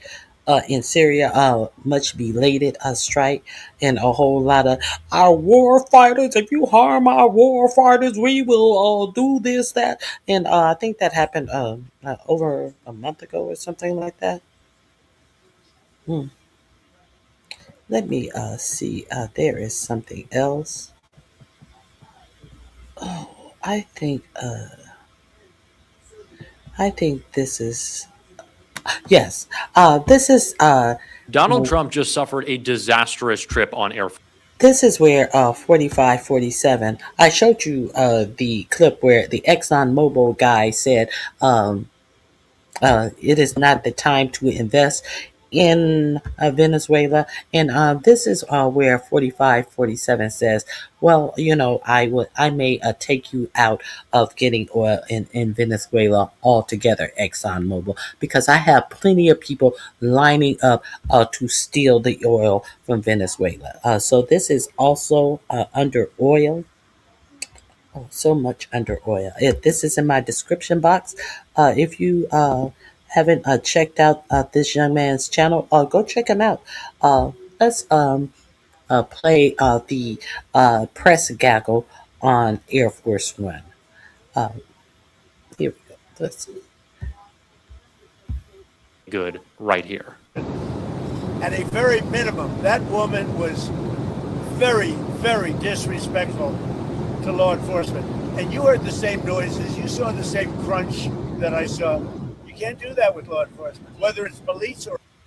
But what we didn't see is what you said. At first, she ran him over. She was very, very disrespectful. So the new standard is if you are very, very disrespectful to an ICE agent, you deserve to lose your life. He's rationalizing losing your life to an ICE agent. You heard her. She was very, very disrespectful. You heard the crunch. No, we didn't hear the crunch, and we saw no crunch. We heard a cell phone going up against clothing. But the question would be, why is an ICE agent who is in fear of his life as he stands in front of a fucking car holding a cell phone up in the first place? I thought that a federal judge said all ICE agents must have body cameras. But ICE has been soaked with so much tax dollars that they have all of these things that they can do face identity uh, uh, features with their cell phone. That's why they're always holding up cell phones. So they can identify protesters who, under this new NSPM 7, that will deem protesters in the United States as combatants. That's why. Because they are stockpiling the information of the people who are protesting. If you are not familiar with NSPM 7, you may want to familiarize yourself with it. I will drop that in my description box, which declares anybody who is unchristian, un-American, whatever unchristian means, un-American, whatever that means, against capitalism, whatever that means. These are the vague terms that they are using in this government to denote you as a person of interest, a homegrown terrorist. If you are unfamiliar with that, that's why they are putting these their phones up in protesters' face. That's why Fox News is the only news channel who is saying that the protesters are covering their faces, because Fox News is indicative of the state-run media. It's kind of like a Russian state-run media. Who wants to assist them in getting protesters put on a terrorist watch list. You know, the same terrorist watch list that the United States is stockpiling on protesters. And while they're talking about they're going over to strike Iran for doing whatever it's doing to their protesters, while you're sitting up here trying to defend yourself about covering your faces to protest your own government. You didn't know that, huh? Who's familiar with the PM7? You better get familiar with it. You better get familiar with the fact that the DOJ has and wants to further broadcast a 800 number where anybody can report you to the FBI for being un-American. And if you don't know what that means, may want to read NS PM7. You may want to familiarize yourself. This is your government. As they pretend like they are doing something so lofty in striking Iran based upon what they're doing to their protesters. Why is Iran protesting in the first place? For the same reason you asked about the protest, because the economy is failing, because their is, I think it's called the RAN. Their money is failing. You know the same thing that the dollar is doing, failing. You know that same thing because their prices are going up increasingly every day. You know the same thing that is happening in the United States. But the United States are going to be protector of the Iranian people who are protesting from the same shit that you're going to be protesting about tomorrow. Make that make sense. But let's hear this idiot. ICE or Border Patrol or anybody else. When it comes to ICE officials, no. Our law enforcement. Sir, do you believe that deadly force was necessary after watching all the footage of the days that passed? What's your assessment there? It was highly disrespectful of law enforcement. The woman and her friend were highly disrespectful of law enforcement. You saw that. They were harassing, they were following for days and for hours. And I think, frankly, they're professional agitators. But just disrespect. And I'd like to find out, and we are going to find out who's paying for it. But just disrespect. With their brand new signs and all the different things. But these are professional agitators, and law enforcement should not be in a position where they have to put up with this stuff. What that woman and what her friend and what their other friends were doing to law enforcement, not just ICE, law enforcement is outrageous. I know Donald Trump doesn't read, but for someone who consumes as much Fox as he does, I'm surprised he hasn't actually seen the clip. And honestly, I'm sure he has. And it continues to baffle me that right-wing lies and misinformation. We want to couch the story in lies. Let's continue. Companies made commitments to you, sir? Have any oil companies made commitments to the United States after your meeting on Friday, sir? Have Exxon? No, I didn't like Exxon's response. No, I didn't like Exxon response. I didn't like the honest response. He embarrassed me. I said that we were up and ready to go and we can get this going immediately. Here is the Exxon Mobil question. He didn't like Exxon's response. Why didn't you like it? Because it was the truth? Of course you didn't like it. And look at this botulinum lip field baby bump having airhead behind him. Have any oil companies made commitments to the United States after your meeting on Friday, sir? Have Exxon? Has any oil companies made commitments after your meeting on Friday? There was no yes, so that means no. There was no yes to that answer, so obviously that's a no. Now, how much did the United States Treasury was spent on this theft mission? How much United States money was spent on this theft mission? To a country that was supplying heating oil to homeless shelters in the United States and people who couldn't afford to heat themselves during the winter. Something that the United States refused to do. So therefore, that's where they had to get their heating oil. Okay. Let's hear that answer again. No, I didn't like Exxon's response. Have any oil companies made commitments to the United States after your meeting on Friday, sir? Have Exxon? No, I didn't like Exxon's response. We have somebody that wanted. I'd probably be inclined to keep Exxon out. I didn't like their response. They're playing too cute. It was one thing when Donald Trump. I'll probably keep Exxon out. They're playing too cute. I didn't like Exxon's response. Exxon told the truth, and he was embarrassed.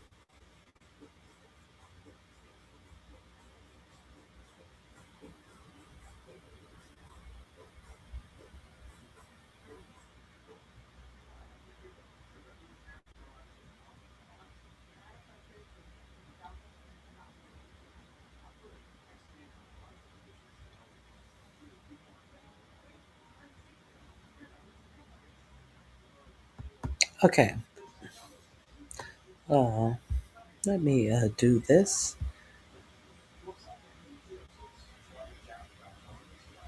Let me do this. Okay. Um, we're still talking about, once 4547 says to lie, Z Sarah, you have all of these uneducated dummies in here trying to rationalize a lie, but they have nothing to say about the actual content of of the things that I am talking about. You notice that, Z Sarah? I noticed that.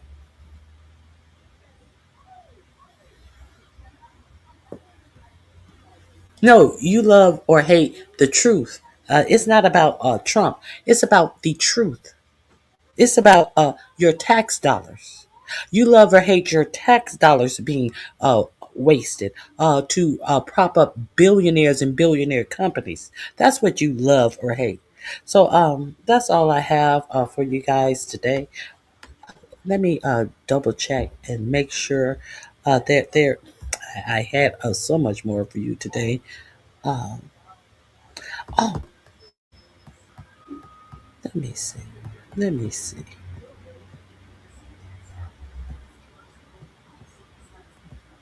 Oh, I did want to talk about that Elon Musk thing right quick. Let me find this. Elon Musk is going full white supremacist. If you doubted it, I don't know why you would doubt it, but he has gone full white supremacist and boosting white supremacy quotes. I think it's he says something to the effect. Let me find it.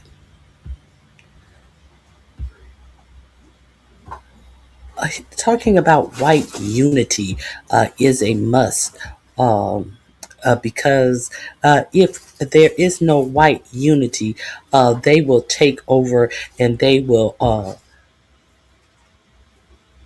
not be kind to us. Let me see. Where is this dumb shit? This race baiting uh, white nationalist talk that is being spilled all over the Twitter feeds.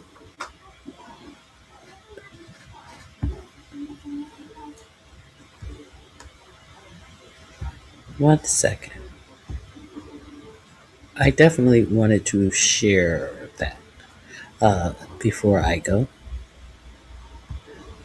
And it's about Christianity. No, we know what it's about. We know what is being promoted in this administration, and we're not going to pretend like we are not aware.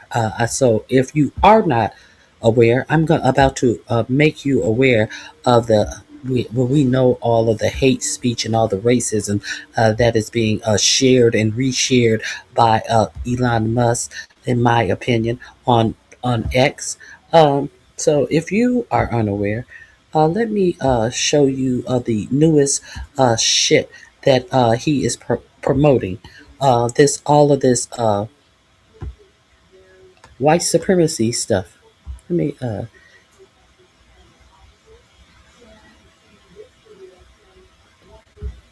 me find it.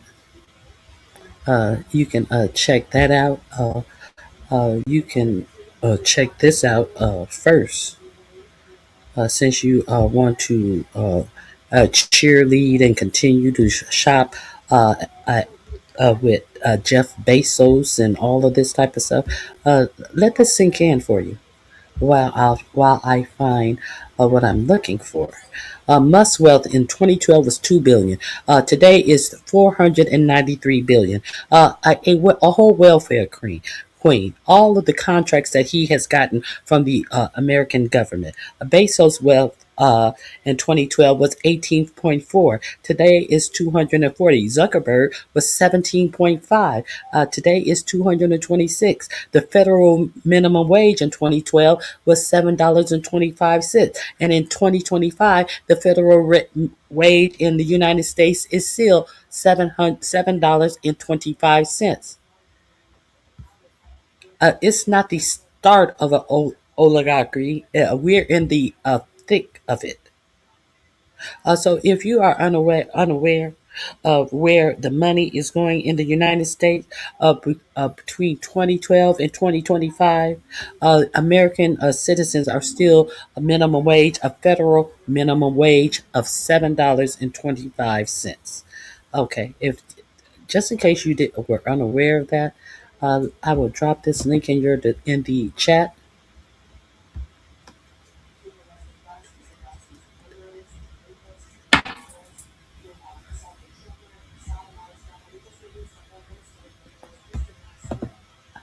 I know we have a lot of billionaire apologists in the United States, but I want to share this hate speech that Musk has going on.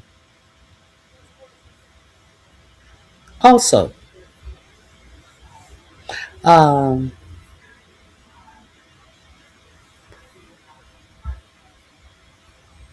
on one second.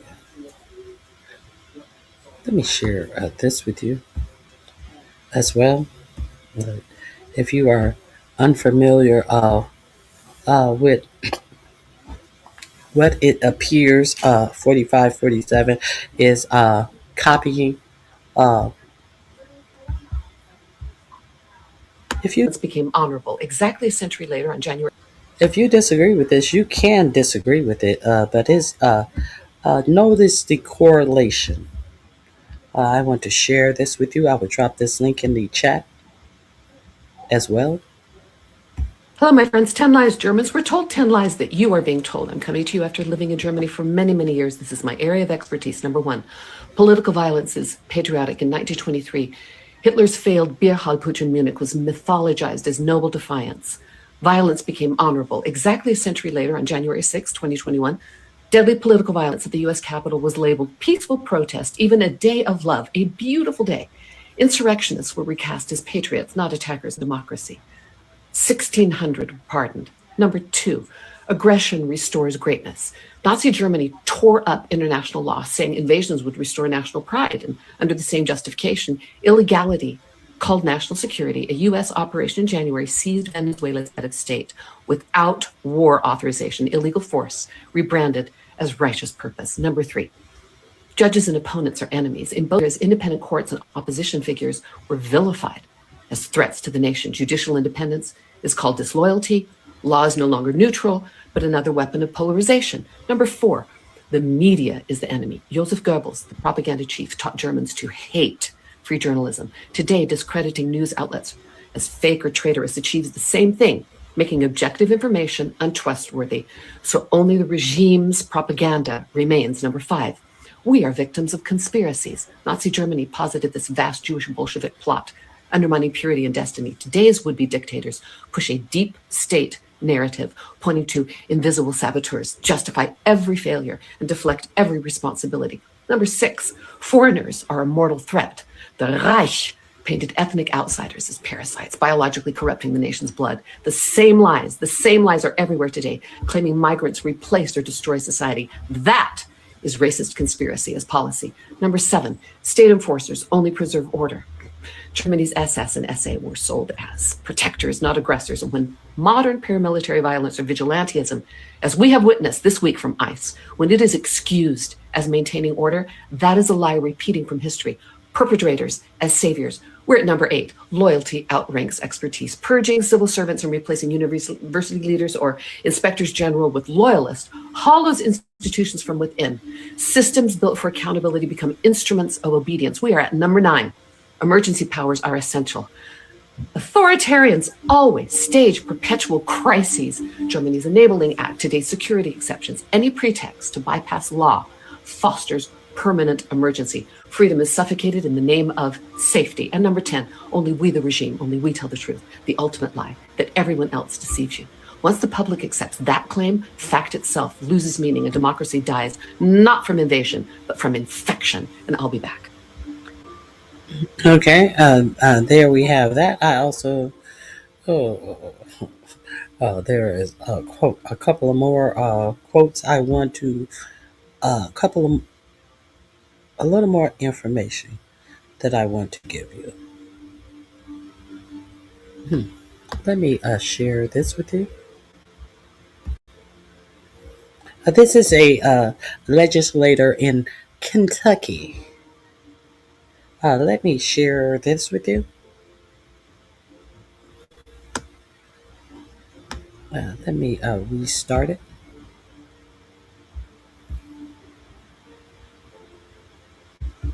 Here we go. Have created an environment of hate. And then we look at them like there's something wrong with them. First you hated black people, then you hated Jews. Now you're hating everybody. So the question is, when it's the only people left are you, will you hate yourself? Power concedes nothing. This house is for the people, by the people, to serve the people, and you won't listen. You go after everybody's kids but your own. You make hate the way to go as long as it's not applied to you. None of us said we would come here and hurt people, and yet you make trades and policy so your bills can be heard. You go against the people of this state. This is a horrible, horrible session. This bill is horrible because it has nothing to do with the people. We have created an environment of hate, and then we... Okay, that link is in your description box. If you are unfamiliar with it, it's time to get honest and figure out what are you benefiting as an American citizen from all of this paid with your tax dollar Gestapo and wars and strikes and theft from other countries. What are you benefiting from any of this? And where are your elected officials to respond properly to any of this? Now let's talk about how 45, 47 sat in front of oil executives and talked about how good everything is in the United States. Let's talk about the jobs in the United States. These things that they don't want you to talk about. Let's talk about these things. Let me, and this, I'm going to drop this in the chat. Hold on.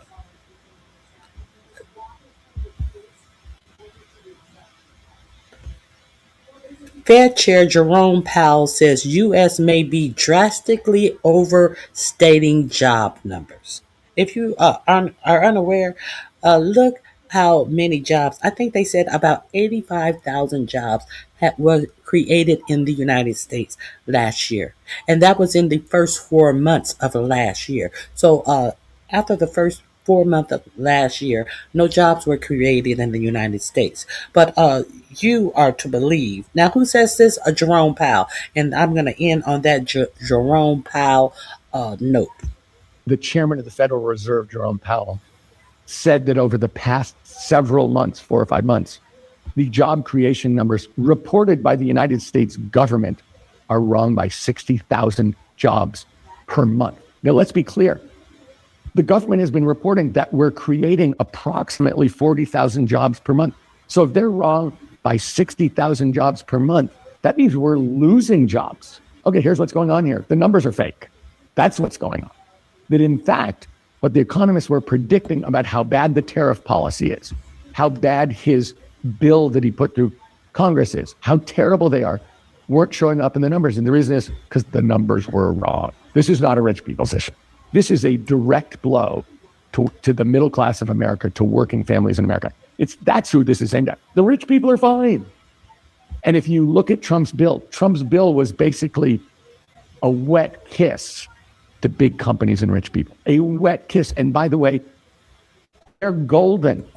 This is a statement that bill and his policies are a gut punch to working families. Today, the chairman of the Federal Reserve, Jerome Powell, said that over the past several months, 4 or 5 months, the job creation numbers reported by the United States government are wrong by 60,000 jobs per month. Now, let's be clear. The government has been reporting that we're creating approximately 40,000 jobs per month. So if there Okay, I dropped that link in the description box. And so if you understand that, now I reported on Jerome Powell busting 4547, trying to insinuate that Jerome Powell had gone over budget in the building of the new Fed department. Now, we have seen 4547 try to fire the governor, Lisa Cook, under some bullshit that Bill Pulte, who's over Fannie Mae and Freddie Mac, a lie that he told that she had illegally tried to save money on her mortgage by denoting a second home as her primary residence. They used that to try to get her out of her job at the Feds. Who is she? Lisa Cook, an educated black woman, the first black woman in that position, a highly educated and qualified black woman. Who is Bill Pulte? Bill Pulte is a nepo titty baby who got the job over Fannie and Freddie, who come from a billionaire home building company. Who is Bill Pulte again? Bill Pulte is the one who tried to get Lisa Cook a job taken from her at the Feds to ruin the independency of the Fed by putting a Trump sycophant in her position. It did not work, though.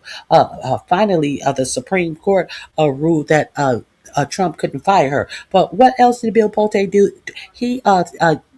He charged Letitia James with the same thing. But in Letitia James' case, they weren't trying to get her job. They were trying to get her locked up behind this false claim. And what happened with that? That case was thrown out as well, because while Letitia James was qualified for her position, the person that they tried to get her put up on charges was not qualified for her position. Lindsay Halligan, a former pageant contestant in 4547's pageant world, tried to, and she is still a judge's want to see her right now, because she has told that she is unqualified for the position and that she no longer has that position, and she's still signing her name as some deputy chief of Northern Virginia. She still is pretending as if she has. I'm wondering, is she still getting paid your tax dollars? They have pulled back a lot of funds that the Congress has said that should be spent on different things, and if she's still signing her name as if she has the position, to the point that she has to go in to see a judge to let her know that you keep on, you're gonna lose your law license. Okay, so now Jerome Powell. Jerome Powell was accosted. If you guys may remember this story, he was accosted by 4547 and what is this? Russell from the Cosby Show cartoon. What is his name? Tim Coon from North Carolina or South Carolina. Let's watch this interaction between Jerome Powell and how quickly Jerome Powell facts checked this lie when 4547 and Tim, whatever his name, came down to look at the place, and then he hands it over to Tim, and Tim is the I heard that you had gone over $1 trillion. That's what I said. 1.2 trillion, 2.2 trillion. Let's remind yourselves of what happened. What's happening? It's a tough construction job. They're building basements where they didn't exist or expanding them, and a lot of very expensive work. There's no question about it. And Tim has been with me for a long time, and you're in charge of the committee. Indeed. One of the reasons I wanted to see it was the overruns of the expenses, wanted to figure out why. Yeah. So we're taking a look, and so you notice, Tim, but let's bring you in here. Do your job. Do your job, Sambo. Oh yeah, the overruns, and we wanted to know why. All of the it's hard building basements where basements are, and I brought Tim here, and here come Tim, waxing master's balls. Why, Tim? Why you want to know why? Didn't he shut down your one thing that you successfully did in supporting black businesses, and you have nothing to say with about that? But here you are. You held told the line all during the election, and called him daddy. You called him daddy, and you have no place in this administration. But here you are with this bullshit. That's with me for a long time, and and Tim has been with me for a long time, and you're in charge of the committee. Dango! Indeed. One of the reasons I wanted to see it was the overruns of the expenses, wanted to figure out why. One of the things we wanted to see, the overruns. We wanted to know why. Who are you to know why? Because you have been dragged behind 4547 for so long. Huh? Until Tim Scott. So we're taking a look, and it looks like it's about 3.1 billion. It went up a little bit, or a lot. So the 2.7 is now 3.1. I'm not aware of that. Yeah. And immediately, Jerome Powell is saying, no, it's not. I'm not aware of that. It went up a little bit or a lot. It went up a little bit or a lot. In the meantime, the budget for this bloated ballroom has doubled, but he says that they're right on schedule. It went up a little bit or a lot. It just came out. Yeah, I haven't heard that from anybody. Or a lot. Indeed. One of the reasons I wanted to see it was the overruns of the expenses, wanted to figure out why. Yeah. So we're taking a look, and it looks like it's about 3.1 billion. It went up a little bit, or a lot. So the 2.7 is now 3.1. I'm not aware of that. Yeah, it just came out. Yeah, I haven't heard that from anybody at the Fed. Yeah, it just came out. I don't know who does that. You're including the Martin renovation. You just added. Yeah, you just added in a third building. Is what that is. That's a third. You're including the Martin renovation. You just added a whole building. Yeah, I don't know. It just came out. I have it conveniently. I came to look at the. I came to just look at the building and see how it's going, and I just happened to conveniently have something in my breast pocket. You added a whole new other building. And yeah, well, it's part of the whole thing. It's part of the whole thing. The Martin building was built 5 years ago. So he gets fact checked to his face. If you don't believe me, just watch. Building. Well, no, but it's a building that's being built. No, it was built 5 years ago. We finished Martin 5 years ago. It's part of the overall work.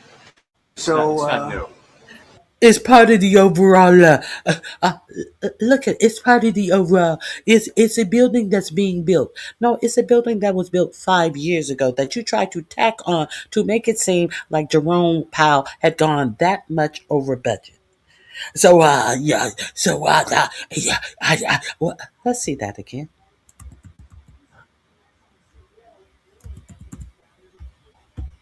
I'm not aware of that. Yeah, it just came out. Yeah, I haven't heard that from anybody at the Fed. Yeah, it just came out. I don't know who does that. You're including the Martin renovation. You just added. Our entire capital. Yeah, you just added in a third building. Is what that is. That's a third building. Well, including no, the but Martin building. it's a building that's being built. No, it was built 5 years ago. We finished Martin 5 years ago. It's part of the overall work. But it's So, not new. So we're going to take a look. We're going to see what's happening, and it's got a long way. Do you expect any more additional cost overruns? Don't expect them. How do you expect any additional cost overrun when you never showed him a cost overrun in the first place? Why am I talking about this? Because this is why We're thinking about bringing a suit against. This is why. These links are in my description box under Powell. Let me start this over. Bringing a suit against Powell for incompetence. Because think of it, these aren't outstanding buildings. These are small buildings. These are $4 billion more. It's going to end up costing more than $4 billion. $4 billion. It's the highest price of construction. Again, Democrats, highest price of construction per square foot in the history of the world. There's never been.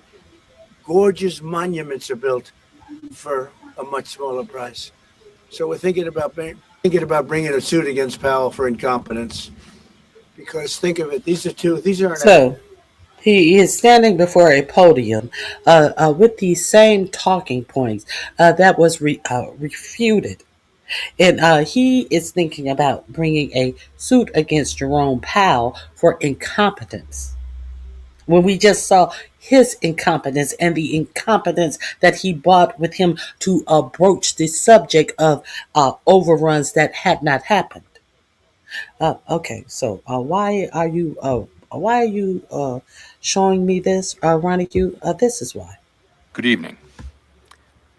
On Friday, the Department of Justice served the Federal Reserve with grand jury subpoenas, threatening a criminal indictment related to my testimony before the Senate Banking Committee last June. That testimony concerned in part a multi-year project to renovate historic Federal Reserve office buildings. I have deep respect for the rule of law and for accountability in our democracy. No one, certainly not the chair of the Federal Reserve, is above the law. But this unprecedented action should be seen in the broader context of the administration's threats and ongoing pressure. This new threat is not about my testimony last June or about the renovation of the Federal Reserve buildings. It is not about Congress's oversight role. The Fed, through testimony and other public disclosures, made every effort to keep Congress informed about the renovation project. Those are pretexts.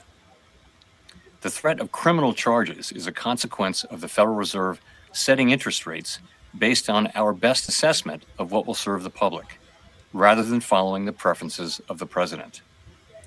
This is about whether the Fed will be able to continue to set interest rates based on evidence and economic conditions, or whether instead monetary policy will be directed by political pressure or intimidation. I have served at the Federal Reserve under 4 administrations, Republicans and Democrats alike. In every case, I have carried out my duties without political fear or favor, focused solely on our mandate of price stability and maximum employment. Public service sometimes requires standing firm in the face of threats. I will continue to do the job the Senate confirmed me to do, with integrity and a commitment to serving the American people. Thank you. We're just taking a look at what's happening, and it's a tough construction. Okay, so there is an investigation into Jerome Powell.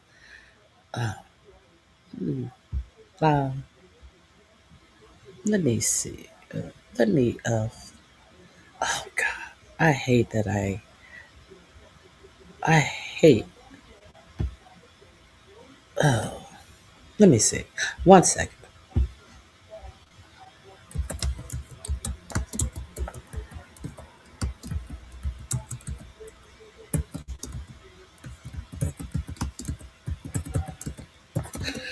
Let me find this Elon Musk story that I wanted to give you. Here, let's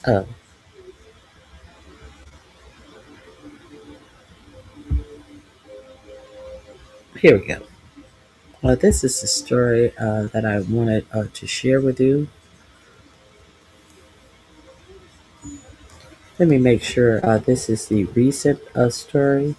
Yes, this is it. Let me begin with this. Understand that this is a immigrant, but I'm sure you some of you will agree with this immigrant. Okay. I'm gonna drop the link in the chat so you can peruse it for yourself. But let's get into what this immigrant to the United States. Elon Musk amplifies white supremacist message. Will Republicans keep his money? Of course they will. A billionaire Elon Musk has been highly controversial figure for quite a while, but the former Doge chief is finding new ways to draw attention to himself. Um, President 4547 once and future buddy has endorsed a social media post calling for white people, especially men, to defend their uh, political power against other races and ethnicities. Why is that important? If white men become a minority, we will be slaughtered. A user going by the name Jur wrote on X. Remember, if non-whites openly hate white men while white men hold a collective might, a majority, then they will be 100 times more hostile, 1,000 times more hostile. So they are admitting to their hostilities against non-white men by saying they, meaning non-white men, black people, brown people, Muslim people will be 1,000 times more hostile and cruel. So what they are doing here is admitting their hostility and their cruelty and trying to put it on people who they are being hostile and cruel to, in saying, if we lose the baby race, they gonna be 1,000 times more hostile and cruel than we was to them. Them that we put in slavery, who we subjugated on every front, as we pretended as it was them not wanting to do better for themselves, as we pretended like we didn't put every roadblock in front of them to steal and rob from them, to amass our wealth off of their backs of free labor, to redline them, to prevent them from housing and banking and all of the shit that we did to them, and they still strive. And now we are so insecure that they may want to have retribution on us. No, but nobody thinks like you people. Nobody think like you people. And the fact that you're thinking that they will be 1,000 times worse than you were, it shows you knew you were wrong.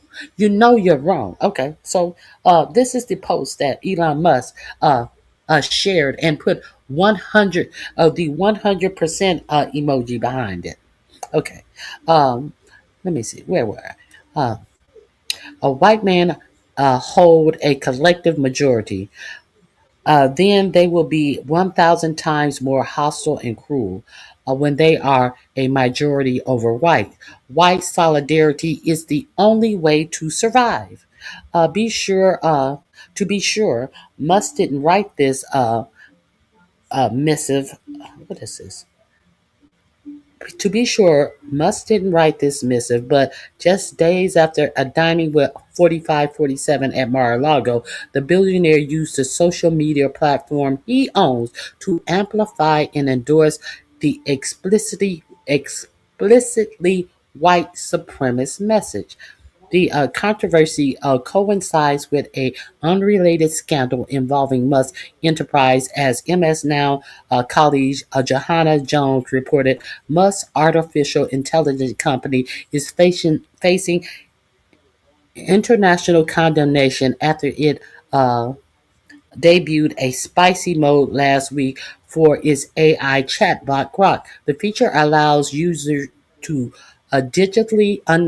remove clothing from images it has been deployed to produce, what amounts to uh, uh, child corn, along with other disturbing behaviors. So, would you be surprised? And after finding that out, he did nothing to correct it. Now it seems like a time to ask: are Republicans officials and candidates going to keep accepting this guy's campaign contribution, or will Musk's money eventually become radioactive? I doubt it. I seriously doubt it. The question is not entirely academic. While the billionaire invested a jaw-dropping $288 million in the 2024 election cycle to boost 45, 47, and other GOP candidates, Musk said that after ending his White House role last year, that he intended to scale back his political investment. But he also said that he was going to create a third political party, and now he's back nuzzling under the nuts of 45, 47 himself, as he has been shown. As he has shown up at many of the White House events. Are we kidding? The trouble is, Musk, who's made similar vows in a recent past before reversing course, has already indicated that he's ready to boost Republicans again ahead of the election day 2026. ASIO reported a couple of weeks ago, Elon Musk has begun funding the GOP House and Senate campaign for the 2026 midterms, an indication his relationship with 4547 has thawed since their messy breakup earlier this year. Musk, who threatened to launch a third party and support challengers to Republican incumbents during his dispute with 4547, is now firmly back in the GOP camp. The tech billionaire recently cut big checks to help Republicans win congressional races next year, and indicated he'd give more throughout 2026 cycle. Two sources with knowledge of the situation tell Axios. Let me see. Let me see.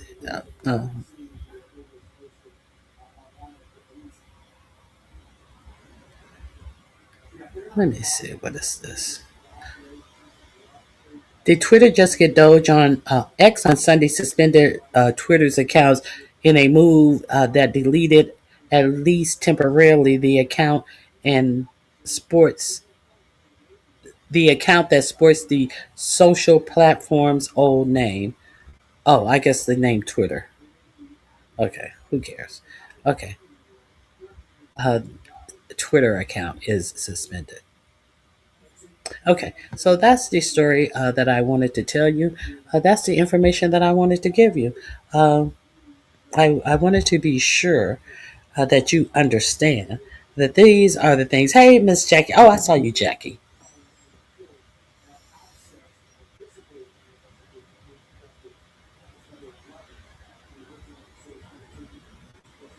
So tell me, why did Democrats sold? So tell me, why did the Democrats sold or sell? Why did the Democrats sell, or why did the Democrats sold? Tell me that you can write this question in English if you really want to answer. Hey, Leonard, thank you guys. Sincere, thank you guys for being here. I appreciate you all. Moving and acting from a place of fear. Shit, if you don't do anything to anyone, what's there to fear? Like, moving from a place of guilt. That's a consciousness of guilt. That's a consciousness of guilt.